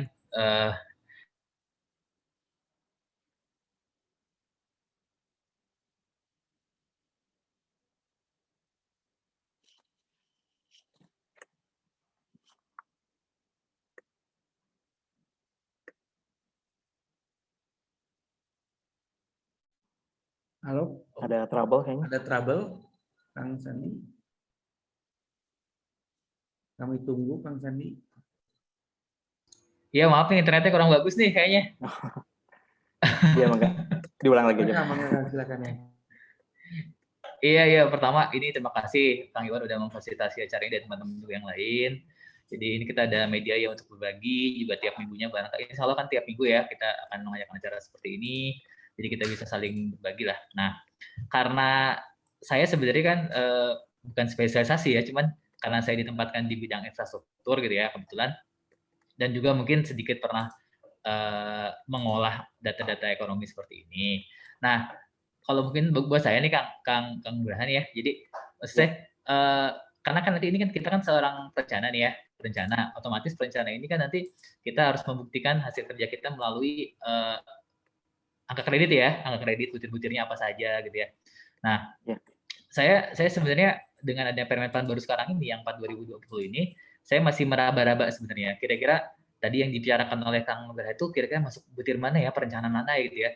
Terus kira-kira kalau misalnya saya menganalisis ini, apakah bisa nggak sih saya menggunakan misalnya LQ-nya 1 dapat 0,25 misalnya, terus pakai DLQ 0,25 atau seperti apa sih? Kira-kira Kang Muldo bisa ngasih gambaran nggak sih kira-kira ini laporannya akan seperti apa gitu? Soalnya saya masih bingung gini kira-kira masuk laporan mana ya gitu ya, seperti itu. Nah intinya maksudnya gini, jadi endingnya kan kita harus membuat laporan nih. Kalau enggak, mungkin kalau ini kan karya tulis misalnya seperti apa. Nah kira-kira ada gambaran sih buat kami gitu ya dengan aturan baru ini kira-kira ini masuknya ke butir mana biar nanti oh ya saya memahami gitu. Oh ternyata dari sini ini bisa digunakan butir yang ini gitu. Itu mungkin sementara Kang Iwan, Kang Gra. Terima kasih. Terima kasih Kang Sandi. Silakan Om Nuk untuk menjawabnya. Ya, hatur nuhun Kang Sandi. Di Kabupaten Tasik ya, pamit apa? Abi di Tasik, Kang Satya di Kabupaten mah. Oh, Kota Tasik ya. Berarti satu-satunya ya dari Kabupaten mah Kang Satya ya. Ya, hatur nuhun. Ya, terima kasih Kang Sandi atas pertanyaannya. Mungkin ini mah bareng-bareng aja ya gitu. Karena kita juga sambil kan ini baru mau berjalan ya yang aturan baru ini ya. Mungkin kita juga sama masih mencoba trial and error gitu ya. Kita kira masuknya kemana. Tapi kalau perencanaan mungkin yang paling enak policy paper ya kayaknya. Kan masuk unsur perencanaan juga tuh untuk policy paper gitu ya. Tapi ya policy paper ya berarti ya. Oke. Bisa. Tapi kalau misalkan kita mau pecah lagi ke unsur-unsur yang lain ya di perencanaan ya itu tinggal pinter-pinternya kita kayaknya Kang untuk apakah kita mau masukkan ke mana. Nah, tapi kalau misalkan untuk urusan pembuatan dupak yang seperti ini, sebenarnya Kang Iwan lebih jago ini, lebih pengalaman gitu. Saya juga belajar dari beliau, gitu. Suka diskusi dengan Kang Iwan, gimana nih kalau misalkan begini begitu gitu ya. Jadi kalau yang saya pahami sementara ini ya itu mungkin policy paper yang paling instan gitu ya. Tapi hanya satu ya poinnya policy paper itu. Jadi kalau misalkan kita bisa pecah lagi, karena ini kan bisa memuat banyak tabel kan ya. Sekarang juga saya share Excel ini, Kang Sandi misalkan isi dengan data Kabupaten Tasik ya. Kota Tasik itu bisa selesai, itu udah bisa jadi kajian gitu. Tinggal ditambahin narasi-narasi gitu ya. Sehingga akhirnya bisa jadi laporan gitu ya. Nah, kalau jadi laporan tentu yang enak itu mungkin dari media dan utama ya, Kang Iwan. Karena di sana ada butir unsur-unsur yang bisa gede poin-poinnya gitu. Tapi kalau saya lihat pertama dan muda itu memang agak jomplang ya. Jadi masih tetap aja tabel 0,1 gitu ya, itu masih ada. Tapi kalau mungkin untuk media utama itu saya pikir lebih banyak pilihan sih untuk bisa mengembangkan itu. Tapi mungkin Kang Iwan nih yang ahlinya gitu. Izin ini Om Nuk ingin menambahkan. Izin boleh saya share screen? Saya ingin share screen terkait Permenpan RB nomor 4 tahun 2020. Bisa terlihat Bapak, Ibu semua? Bisa kan? Bisa. Nah, saya sedikit membuka Permenpan RB nomor 4 tahun 2020, Kang Sandi. Ternyata memang masih ada pengembangan profesi di mana subunsur pembuatan karya tulis atau karya ilmiah di bidang perencanaan pembangunan. Mungkin ketika kita memiliki data-data yang seperti disampaikan Om Nuk, data-data yang terkait dengan apa yang telah disampaikan, kita bisa membuat suatu karya tulis atau karya ilmiah. Bisa dalam bentuk makalah, bisa dalam bentuk jurnal, dan ternyata masih bisa diangkat kredit untuk semua jenjang, tidak hanya untuk majelis utama saja. Dan di sini juga lumayan agak banyak juga dibandingkan di Kemenpan 16 2001, di mana untuk dalam bentuk jurnal atau buku naskah, untuk yang sifatnya diterbitkan di majalah internasional yang terindeks, lumayan angka kredit 20. Buku majalah ilmiah internasional ada yang 6, ada dalam bentuk makalah ada yang 4, dan ada yang masih ada, ternyata masih ada untuk kita mendapatkan peluang dari hasil pengembangan profesi. Di mana pengembangan profesi sendiri kan kita tidak perlu adanya surat disposisi atau surat tugas, karena ini inisiatif dari perencana untuk menuangkan ide-ide perencanaannya. Ide-ide perencanaan kan dihasilkan melalui suatu metode yang salah satunya disampaikan oleh Om Nuk tadi. Barangkali itu Kang Sandi yang bisa saya tambahkan terkait kira-kira peluang apa saja yang bisa kita terapkan terkait dengan metode yang sudah disampaikan oleh Om Nuk tadi. Barangkali itu. Mungkin Siap. perencanaannya, Terima Pak kasih, Iwan. terima kasih. Kalau yang usul perencanaannya mungkin ya, yang kira-kira peluangnya gede gitu. Kalau pengembangan profesi kan di luar perencanaan ya. Kalau yang usul perencanaannya kita bisa ngambil policy paper, Kang. Di policy paper ada peluang untuk penyusunan karya tulis itu, pilihan-pilihan kebijakan seperti itu. Mana ya poinnya?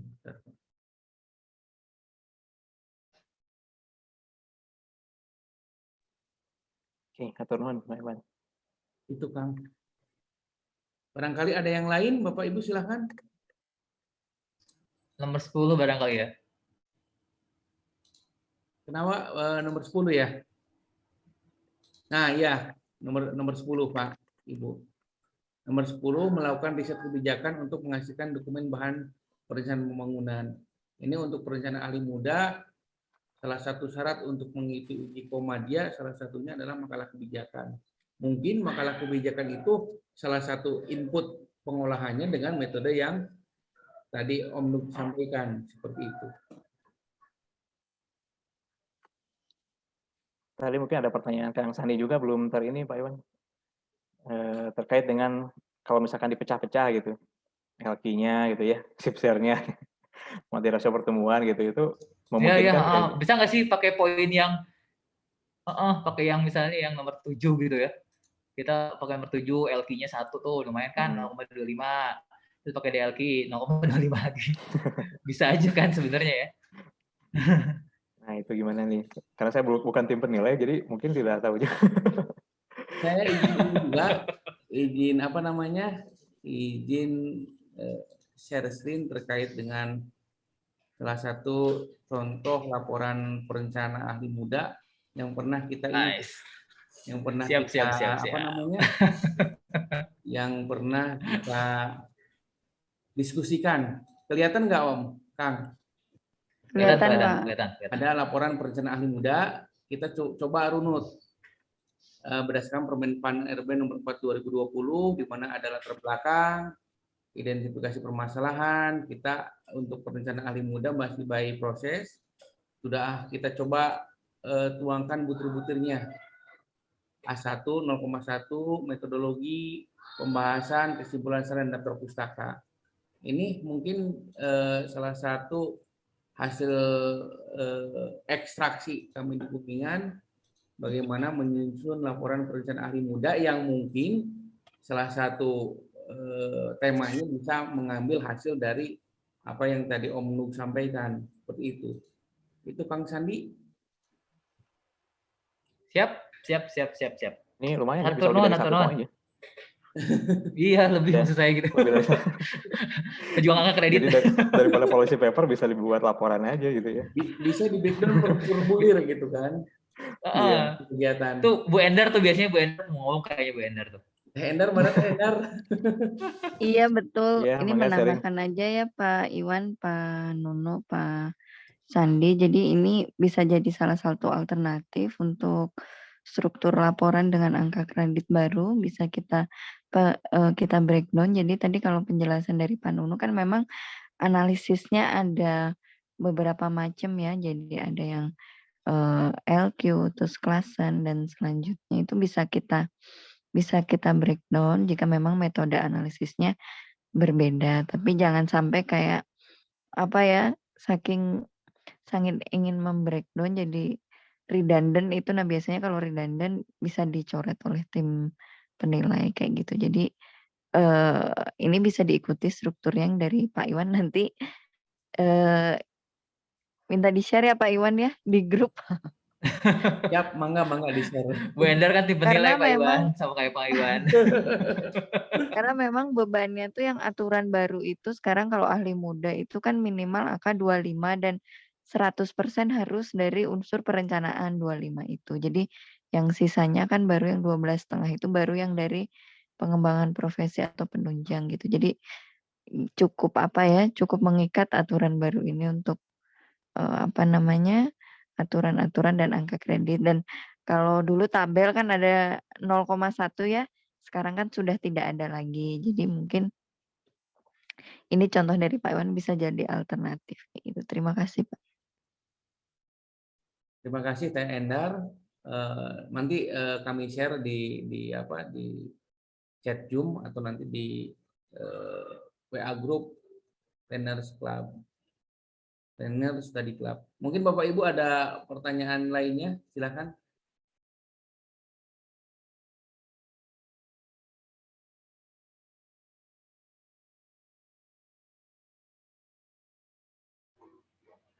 Mau tanya ya, perkenalkan dulu saya Herni Silakan dari Ibu. Bapeda Depok. Ya, ini baru gabung sebenarnya, baru diangkat jadi fungsional perencana April kemarin.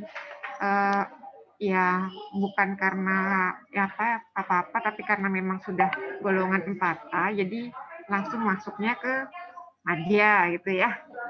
Nah, masalahnya kami juga belum pernah buat laporan-laporan seperti ini ya, jadi agak bingung juga sebenarnya memulai itu seperti apa. Terus ini di aturan yang baru kan katanya kalau untuk fungsional Madya itu bisa mengerjakan butir-butirnya muda ya, tapi tetap dia perhitungannya by output ya, bukan by proses gitu. Nah, kalau untuk menghitungnya bagaimana ya? Kalau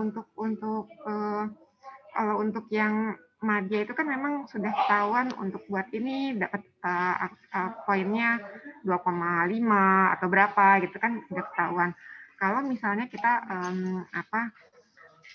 mengerjakan yang muda, apakah harus dibuat juga butir-butirnya satu persatu dihitung gitu, baru dihitung totalnya berapa untuk jadi perkiraan angka kredit. Ini nggak apa-apa ya nanya ini ya, jadi di luar itu tuh Boleh Ibu. materi. Ya, gimana mungkin ada yang bisa bantu jawab ya. Terima kasih. Ya, silakan Pak Iwan ini mah. Lapaknya Pak Iwan ini. Baik, Ibu, terima kasih atas pertanyaannya. Saya akan sedikit share screen. Saya juga sedang menyusun dupak untuk masa penilaian 1 tahun ke depan. Izinkan saya contoh.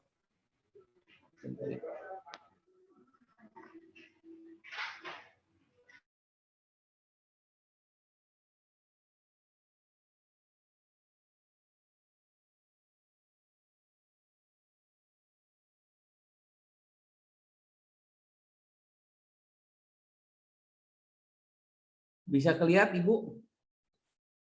Bapak Ibu bisa terlihat? Bisa.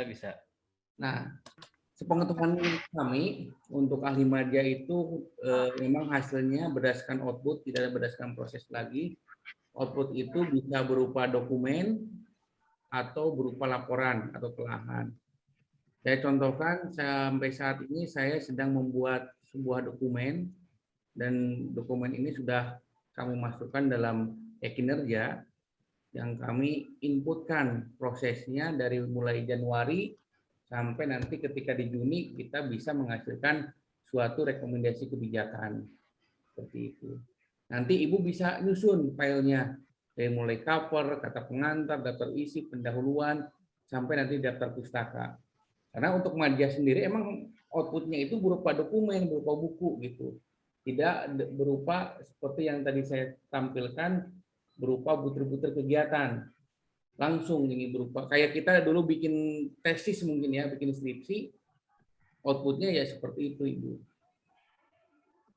Jadi langkah pertama, Ibu bikin dulu filenya, dari mulai cover, kata pengantar, daftar isi, pendahuluan. Ini sebagaimana aturan di Permenpan RB nomor 4 2020, sehingga hasil akhirnya adalah rekomendasi kebijakan yang bisa kita sumbangkan kepada lembaga itu. Seperti itu. Itu Ibu, barangkali ada pertanyaan susulan? Kalau untuk sistematikanya nggak bagus seperti ini kan ya. Bisa, kalau saya lihat kan dia macam-macam ya, ada yang butir untuk misalnya adopsi kebijakan dan untuk yang misalnya perencanaan penyusunan rencana strategis gitu ya. Dan ada lagi yang butir isu permasalahan ya, identifikasi isu permasalahan. Itu kan penilaiannya beda-beda ya. Kalau saya lihat gitu, nggak cuma bobotnya, tapi unsur yang dinilainya juga beda-beda gitu. Ingat saya ya, saya nggak lagi buka sini. Ya, belum sampai saat ini kami belum menemukan apakah memang untuk level media itu sudah ada outline bakunya atau tidak. Ini kembali kepada si perencananya. Yang penting apa yang digariskan di Permenpan RB itu sudah kita akomodir seperti itu, Ibu. Bahwa untuk media itu outputnya tidak lagi by proses, tapi by output. Outputnya yang dinilai adalah satu dokumen itu, Bu. Jadi artinya walaupun mengerjakan yang butirnya media, tetap aja harus dibuat kurang lebih seperti tadi ya, Pak? Ya. Ya, seperti itu, Bu. Ya. Harus mencoba, harus memulai. Dicoba, Bu. Kami juga ini hal baru, Bu. Di laporan media itu kita juga sambil mengikuti perkembangan dari Pusbin sosialisasi, kita coba utak-atik ini sebenarnya ke arah mana gitu kan. Kita juga masih mencari bentuk, Ibu. Seperti itu. Oh iya. Semangat Bu Herni, semangat. Ini ada senior Ibu. Baik, Ada Bu Nenden. Ayo Bu Nenden, semangat. Ayo Pak Iwan. Iya, kalau boleh menambahkan izin sedikit nih, tapi bicaranya berdasarkan ketidaktahuan ini jadinya. Punten. Sama-sama izin Pak Iwan.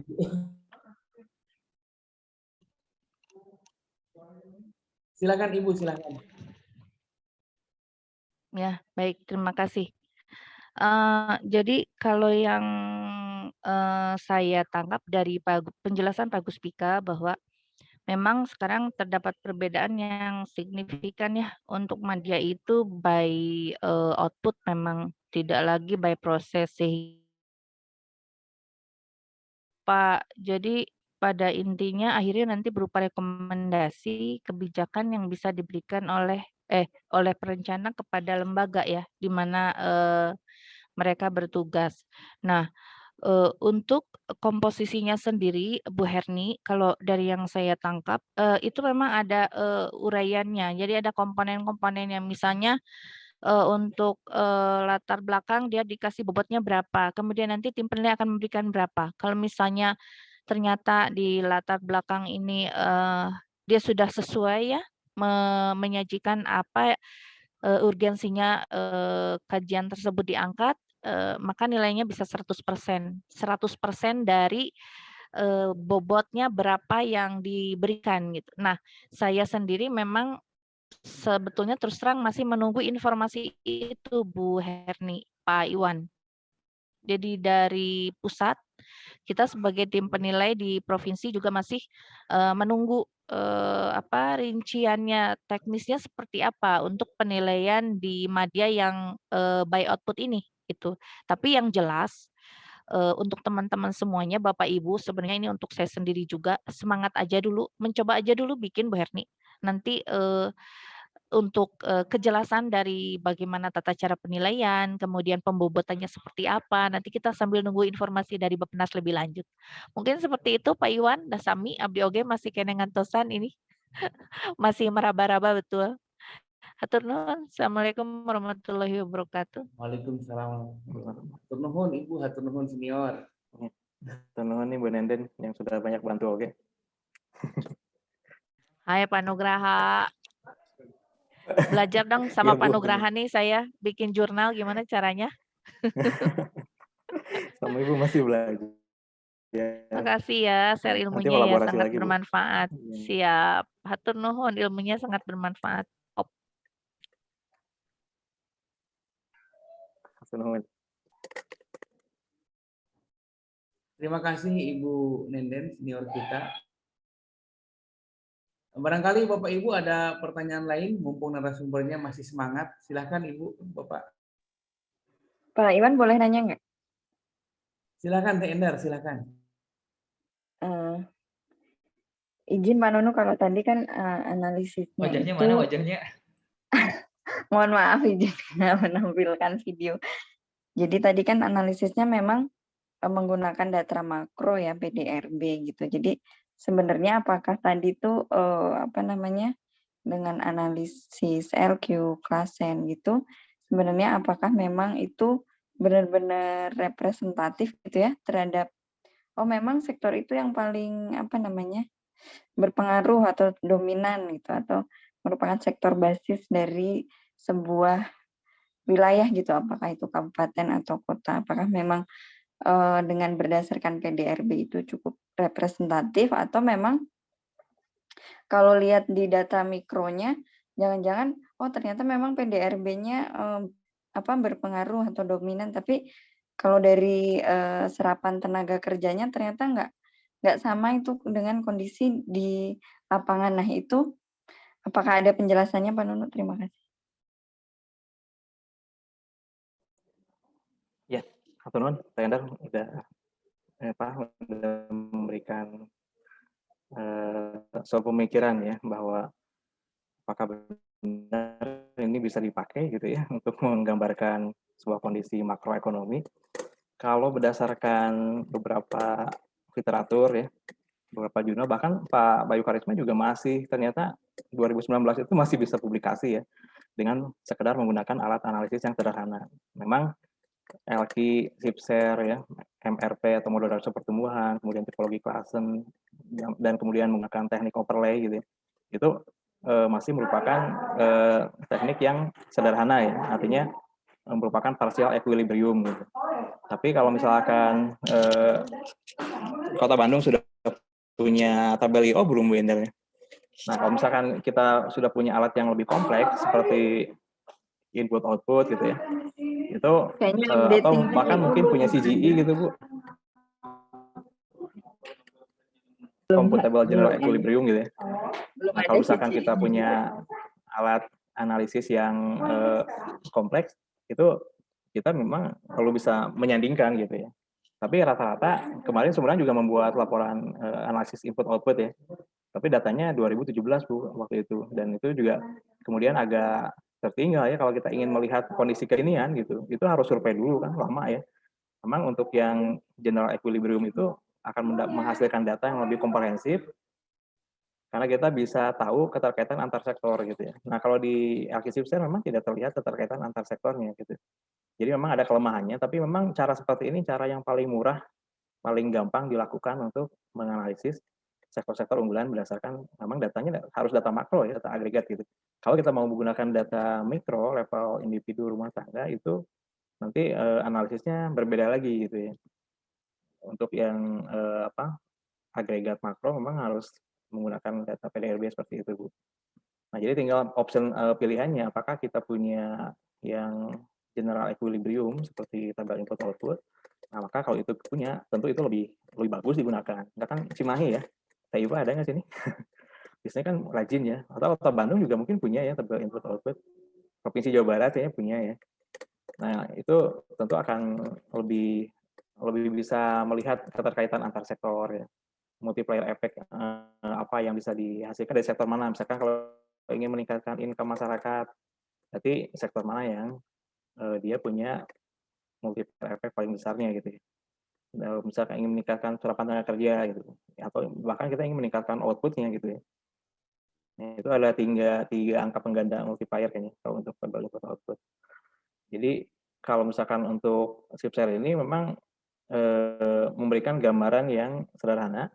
Memang ada kelebihan, ada kekurangannya gitu. Bisa di searching ya gitu ya, kelebihan kekurangan dari penggunaan metode LQ, SIP-share yang seperti itu. Hanya yang jelas ini cara yang paling murah, mudah, sederhana gitu ya. Tapi insya Allah masih bisa tetap dipertanggungjawabkan secara akademis gitu. Mungkin seperti itu, beda ininya. Atau Iya, dari Bapak Ibu oke, yang lain siap. barangkali pasti di sini Siap, Mbak banyak Nunu. expert Terima juga. kasih. Memang kalau yang CGI sama input Iya, output Bang, ya. itu memang datanya belum updating yang sampai ini ya 2020 2021 memang yang ada memang baru Iya, data makro yang terbaru ya. kondisinya sama kayak gitu. Jadi apa namanya? Terima kasih untuk sharing tools-nya, Mbak Nunu. Ya, sami-sami. Semoga manfaat aja untuk Bapak Ibu yang lain juga mungkin sambil coba-coba gitu. Karena insya Allah mudah ya, hanya tinggal kopas aja dari data PDRB atas harga konstan gitu kan. Jadi siapapun insya Allah bisa pakai gitu. Siap, lumayan ya buat ngumpulin AK ya, Kang Ugi ya. Iya, sambil kita susun jurnalnya, kali aja bisa terbit gitu kan. Baik Bapak Ibu, ada pertanyaan lainnya silahkan, mumpung narasumbernya masih sangat menunggu dengan setia. Silakan Bapak Ibu, barangkali ada lagi ini ya. Silakan.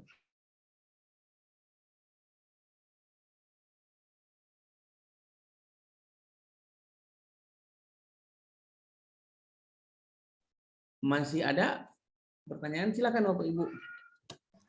Saya pikir tadi saya ngomong udah Iwan. di unmute. Ini mau tanya, dengan cara yang tadi dijelaskan oleh Pak Nu, itu bisa nggak diterapkan untuk sektor lainnya? Artinya tidak hanya melihat menganalisa ekonomi, bisa nggak? Kebetulan saya background-nya di teknis soalnya gitu. Mungkin ada yang pernah memakai. Ya, terima kasih. Jadi memang ini metode umum ya, jadi bisa digunakan untuk hal lain. Misalnya kalau banyak juga jurnal yang menggunakan SIP-share itu terkait dengan serapan tenaga kerja gitu, Bu. Jadi mengumpulkan data jumlah tenaga kerja per sektor gitu ya. Tapi misalkan selama ini memang identik dengan alat analisis ekonomi gitu ya, LQ dan SIP-share ini.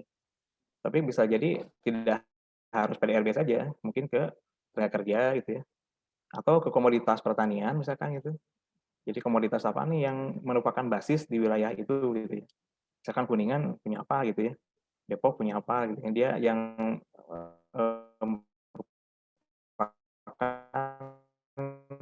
komoditas strategisnya atau bisa digunakan untuk perencanaan. Jadi kalau misalkan kita bisa break ya ke kecamatan aja, misalkan kita di kabupaten kota. Jadi kita kumpulkan data per kecamatan sehingga kita nanti bisa lihat tadi itu sebaran LQ-nya di kecamatan mana sih yang paling banyak gitu ya.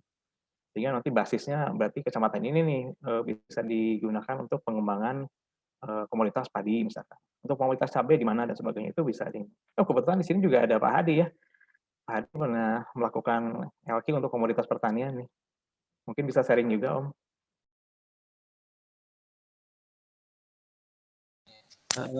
Om Nuk, ini dari Pak Hadi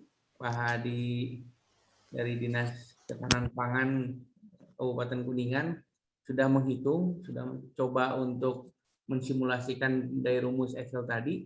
Barangkali silakan Pak Hadi untuk menyampaikan hasil share-nya, silakan.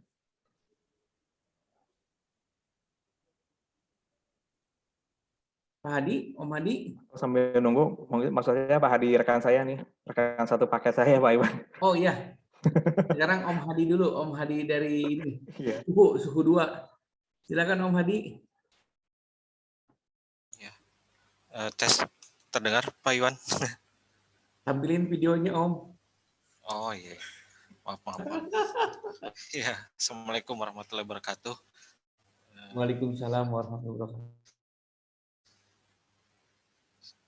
Ya sebenarnya sama sih, juga belajar juga dari Panugraha sih. Jadi tambahan mengenai penggunaan metode LQ untuk dengan tools ya LQ itu bisa digunakan juga untuk komoditas pertanian. Mungkin nanti juga Pak Hadi yang senior dan dari Kuningan bisa menampilkannya, karena kebetulan saya juga baru melakukan itu dari sektor komoditas tanaman pangan gitu, misalnya padi. Jadi kita bisa membandingkan kalau misalnya sektor basis itu produksi di sebuah wilayah, yang satu wilayah itu misalnya kecamatan dan wilayah yang pembandingnya itu kabupaten, atau kalau misalnya pembandingnya kita menggunakan kabupaten, maka di atasnya adalah provinsi.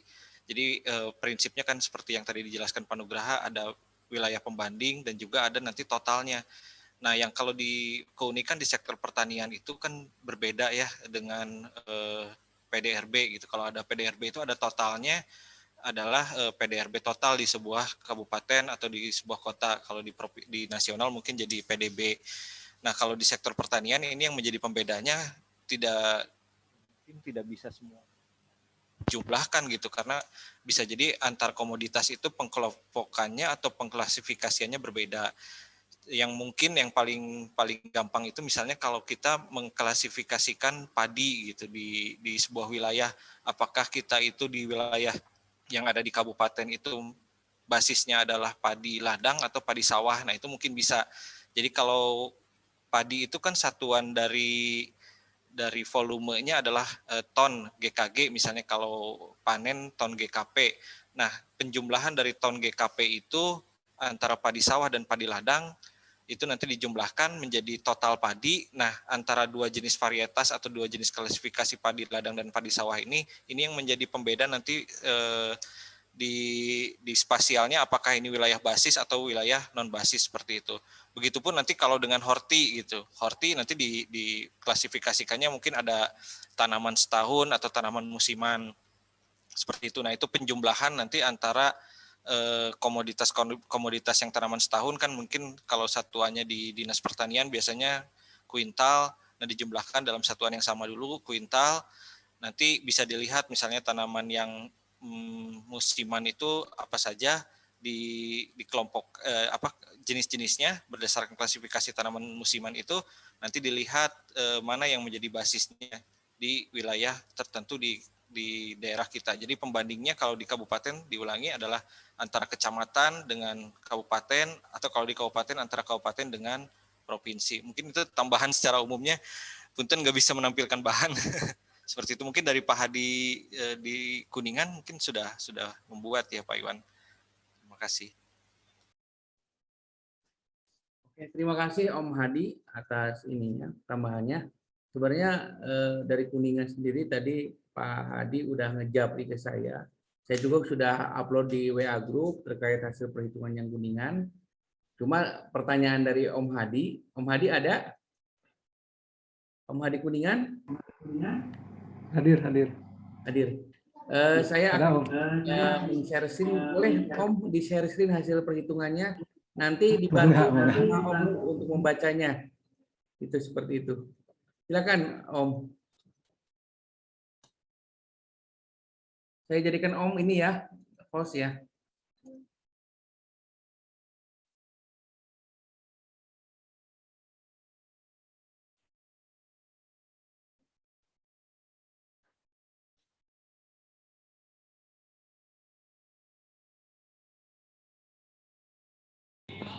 Saya aja yang share screen-nya.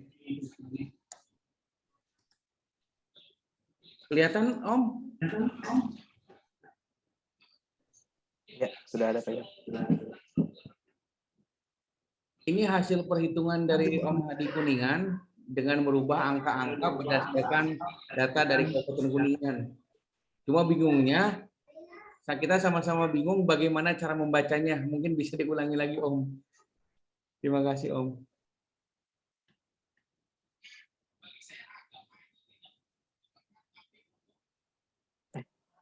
Ke siapa ya Pak Iwan ini? Om Hadi? Oh ya. Silakan Om, ini udah ditampilkan Om. Ini tadi saya menyimak dari yang disampaikan tadi sama Pak Nugraha. Saya coba masukkan data data PDRB Kuningan gitu. Kalau dilihat dari sini mungkin yang menjadi unggulan di Kuningan adalah pengadaan listrik ya, listrik dan gas, terus kemudian sektor konstruksi, administrasi pemerintahan, dan jasa kesehatan dan kegiatan sosial. Mungkin seperti itu ya Pak ya. Mungkin saya juga cara pembacanya ini masih bingung. Ya betul Pak. Jadi ini kan sudah langsung otomatis ya muncul unggulannya yang mana gitu. Jadi mungkin ini sepertinya ini kondisinya idealnya sih enaknya dibandingkan juga ya 18-19-nya karena itu kondisi normal gitu sebelum pandemi. Nah ini mungkin di masa pandemi tapi saya nggak tahu yang jadi kontributor utamanya sektor mana Pak biasanya di Kuningan. Apakah pertanian atau karena pertaniannya basis ya kalau lihat di sini. Jadi dia 2 tahun berturut-turut itu walaupun pandemi dia tetap basis. Hanya saja masalahnya dia lambat ya ini pertumbuhannya. Nah tapi kalau misalkan sektor yang coba di share mungkin di ini Pak, kalau untuk LQ seperti ini, untuk SIP share-nya seperti apa ya? SIP share-nya geser ke paling kanan aja Pak. Maksudnya ini ke kolom paling kanan gitu. Nanti kan udah ada kelihatan hasil. Geser terus ke kanan. Muncul Om. Di ujung gitu ya. Kan hasil akhirnya di ujung gitu Pak. Dari setiap sheet itu ujungnya. Biar terlihat gitu. Apakah dia, bentar ini udah belum tipologi ya. Tapi bisa aja dilihat dari overlay mungkin. Maksud saya tadi maksudnya di SIP share itu dilihat yang paling ujung. Nah TDP dari sini kelihatan juga Pak. Bentar, ini kenapa kelihatan tidak banyak berubah ya dengan yang Sumedang? Atau saya coba share aja Pak Iwan? Di share filenya aja tuh Pak di grup. Mungkin nanti kita bisa baca ini kasih masukan lah nanti ya di grup. Om Nug. Ini saya share screen saya. Silakan Om. Ini untuk hasil SS-nya Pak, seperti ini. Iya, SIP share-nya. Tuh kan berarti yang kompetitif dan spesialisasinya di perdagangan ya. Perdagangan, transportasi, jasa perusahaan, administrasi, dan jasa kesehatan. Tuh. Nah nanti, atau lihat yang overlay aja langsung deh Pak. Akan kelihatan dari situ. Nah ini. Berarti yang berarti yang overlay yang ini yang Kuningan tidak ada yang ini ya Pak, yang unggul di semua analisis ya. Ada yang 3 paling gitu ya. Kalau tadi kan Sumedang kan ada yang potensial, ya basis, ya kemudian kompetitif, ya kemudian spesialisasi juga gitu. Kalau ini memang tidak ada yang semuanya, tapi di sini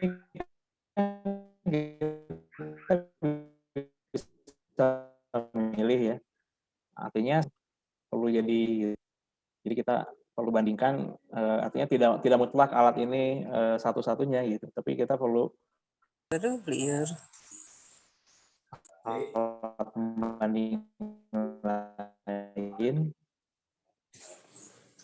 pembanding lain yang nanti sia saja gitu kelemahannya, tapi dia basis, dia kompetitif, dia spesialisasi, nah itu udah merupakan nilai plus juga. Nanti bandingkan perdagangan dengan misalnya pertanian ya. Pertaniannya ternyata tidak potensial, tapi dia basis, tapi nggak kompetitif juga ya, artinya pertumbuhannya masih kalah dibandingkan dengan Provinsi Jawa Barat gitu ya. Nah di satu sisi tapi dia spesialisasi, artinya secara proporsional dia cukup besar ya di Kuningan dibandingkan dengan Jawa Barat. Proporsional dari sektor ke total PDRB-nya gitu. Ya mungkin seperti itu dibacanya Pak. Jadi akan lebih baik lagi kalau kita punya data pembanding lain ya. Seperti mungkin tadi kata Pak Endar sampaikan ya. Kalau misalkan ada alat analisis lain yang bisa dikombinasikan itu akan lebih komprehensif hasil analisisnya. Tapi sementara ini dari hasil ini ya kita harus lihat mana sektor utamanya di Kuningan itu. Nah, di antara sektor utama itu kita bandingkan lagi mana yang terbaiknya gitu. Kalau ternyata perdagangan di sini menang di 3 analisis ya berarti perdagangan lebih bisa dikatakan unggulan di sana gitu. Nah, kali seperti itu. Ya, Pak, makasih Pak.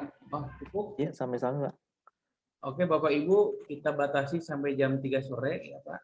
Mengingat sebentar lagi akan ada daftar. Cuma di sini ada pertanyaan di chatbook dari Pak Satya. Pak Satya mau menyampaikan langsung atau kami bacakan di chatbook saja, Pak? Pak Satya, bisa mendengar suara saya?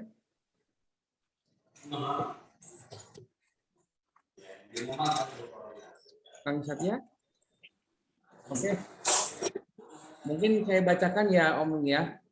Iya. Pertanyaan dari Kang Satya adalah dari pengalaman menggunakan tools LQ ini, apakah pernah mengalami hasil yang aneh atau kontroversial atau kemudian juga masalahnya ada di validitas data.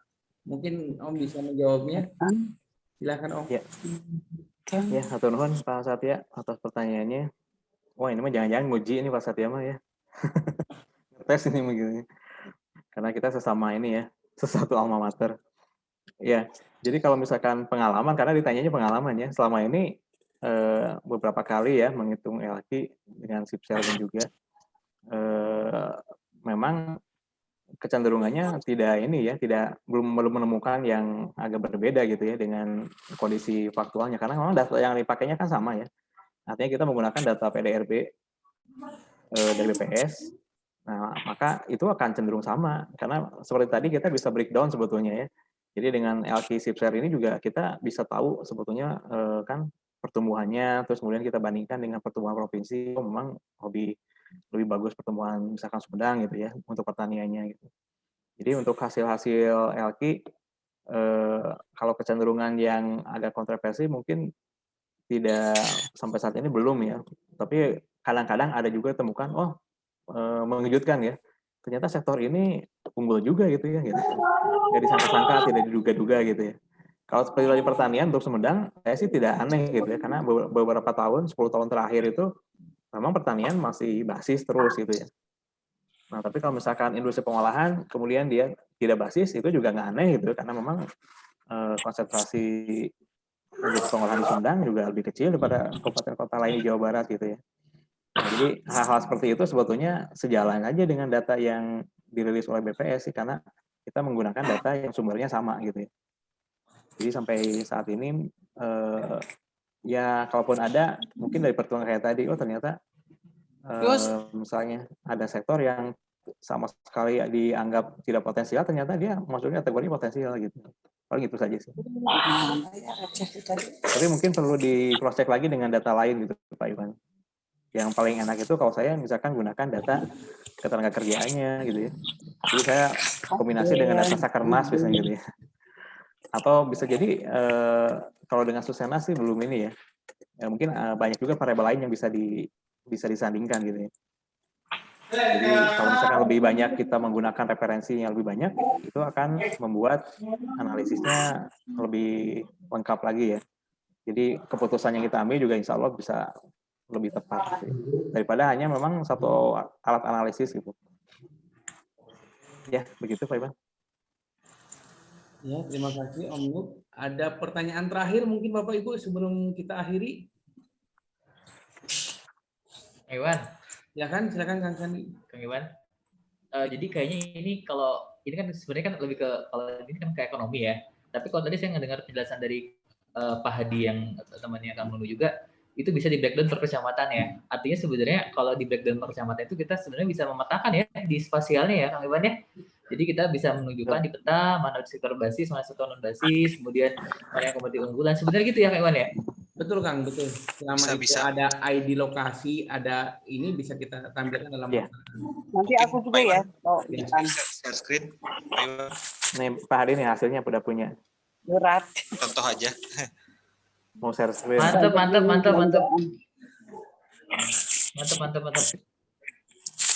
Ada lagi Bapak Ibu? Pak Iwan, izin share screen mungkin ya. Kalau untuk yang contoh spasialnya nanti. Mungkin harus dijadiin host Pak Iwan. Ekonomi sosialnya mana? Om Nuk, hostnya di ke Om Hadi kan? Apanya? Hostnya. Oh, Tes bisa terlihat mungkin sudah bisa terlihat? Bisa oke, Om, sudah Om. bisa jelas. Ya. Mungkin Bismillah ini penjelasan tentang penggunaan LQ tapi untuk sektor pertanian ya, jadi bukan ke PDRB. Jadi ini pengembangannya nanti mungkin shift share dan lain sebagainya bisa dilanjut. Jadi ini baru tahap LQ. Jadi kita untuk mengetahui surplus atau defisitnya atau kekurangannya ya produksi pertanian di suatu wilayah. Nah, kita bisa lihat bahwa ini contohnya adalah Kabupaten Sumedang dengan wilayah yang di bawahnya adalah kecamatan. Di Sumedang itu ada 26 kecamatan dari mulai Sumedang Selatan sampai ada kecamatan Cibugal. Nah, kita ambil contohnya adalah komoditas padi. Komoditas padi ini bisa di break dua, jadi ada padi sawah dan padi ladang. Nah, kita melihat di kolom C, D, E ini adalah produksi padi selama tahun 2016 sampai 2017 dan 2018 ya. Nah, padi sawah dan padi ladang ini dipisah gitu, jadi besaran produksinya. Kemudian kalau saya metodenya jadi dijumlahkan dulu setiap tahun per kecamatan ini antara padi sawah dan padi ladang. Terus di tahun 2017 juga sama per kecamatan. Nah, lalu di kolom F ini dirata-ratakan rata-rata misalnya produksi padi sawah setiap dari tahun 2016 sampai 2018, kemudian rata-rata padi ladang dari tahun 2016 sampai 2018. Nah, dibuat rata-ratanya. Kemudian rata-rata dari jumlah padi, yaitu tadi penjumlahan padi sawah dan padi ladang. Ini sama di setiap kecamatan. Nah, yang dimaksud di kolom H ini A ini adalah pembanding antara rata-rata padi sawah dengan jumlah padi di sebuah kecamatan. Seperti itu. Ini juga untuk yang di bawahnya tadi, yang ini untuk padi ladang juga dibuat pembandingnya antara padi ladang dengan jumlah padi di sebuah kecamatan. Kemudian yang ini huruf B ini di kolom I, ini adalah pembanding antara rata-rata jumlah padi sawah di sebuah kecamatan dengan rata-rata padi total padi sawah di kabupaten yang ini. Jadi dibagi gitu seperti itu. Pembaginya seperti itu. Nah, jadi nanti setelah setiap kecamatan ada pembanding antara komoditas padi sawah dengan jumlah padinya, kemudian antara pembanding satu kecamatan dengan kabupaten, maka bisa dihitung LQ-nya seperti ini. Jadi pembaginya.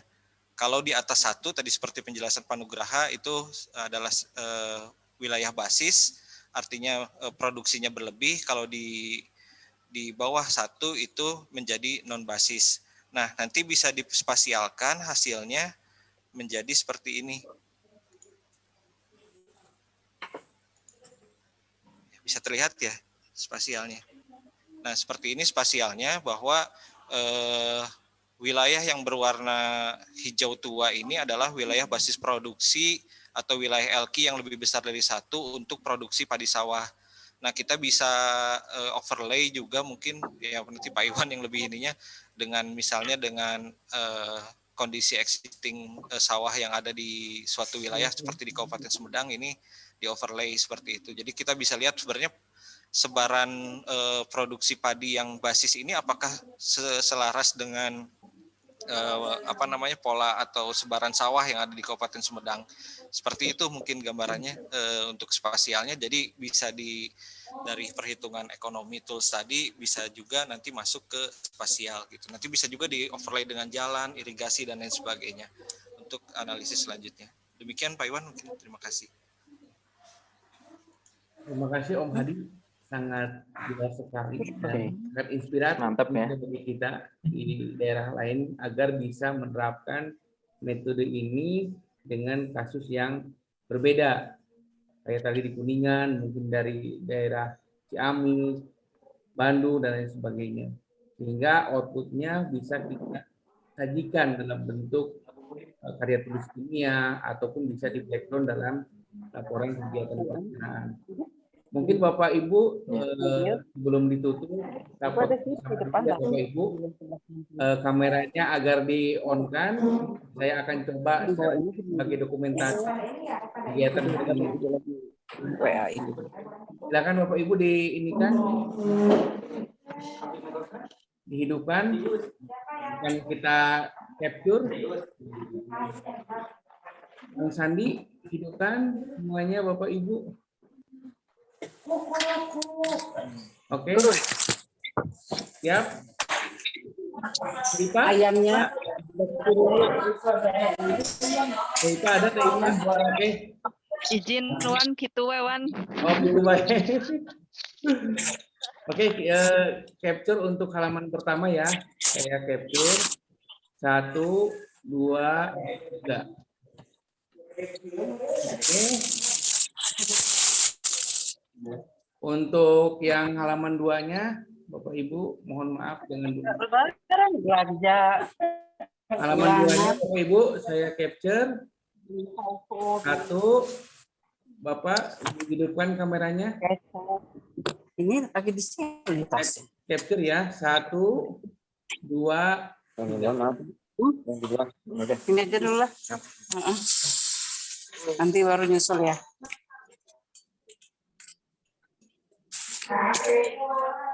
Baik, Bapak Ibu, kegiatan hari ini kami cukupkan sekian. Terima kasih kepada narasumber. Kami dapat pelajaran yang sungguh berharga demi meningkatkan keanekaragaman pilihan dalam hal analisis terkait dengan apa yang disampaikan oleh narasumber. Kami sampaikan terima kasih kepada Bapak Ibu semua atas partisipasinya. Untuk jadwal selanjutnya nanti kami coba rumuskan di grup terkait siapa narasumber dan harapannya tiap minggu kegiatan ini dapat berlangsung. Ucapan terima kasih juga kepada Bapak Ketua Komsat Jabar, kepada Ibu Kabid Diklat Komsat Jabar, Teh Endang, yang selalu setia untuk memberikan dukungan bagi kami. Bapak Ibu, demikian yang bisa kami sampaikan, kurang lebihnya mohon maaf. Kami tutup. Wassalamualaikum warahmatullahi wabarakatuh. Terima kasih Bapak. Waalaikumsalam warahmatullahi wabarakatuh. Atur nuhun Bapak Ibu sadayana. Nuhun Kang Nuk. Nuhun sami Kang Hadi. Wilujeng Iwan.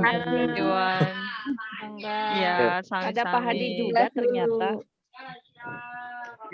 Iya ada Bu. Pak Hadi Kuningan, Hadi Kuningan. Izin live. Alhamdulillah. Bu Iva. Alhamdulillah saya. Kiraha mengkaci mahidai Pak Hadi. Insya Allah, insya Allah. Hadi dah. Oh iya jantan ayah 2 Hadi ya. Ternyata satu Ya. alma mater dengan Pak Hadi ini teh. Tuh nya. Hutan Ya teh. tuh. Ya hatur nuhun sadayana abdi izin tipayun Ya, Sami meninggalkan Oke. forum. Assalamualaikum. Waalaikumsalam. Warahmatullahi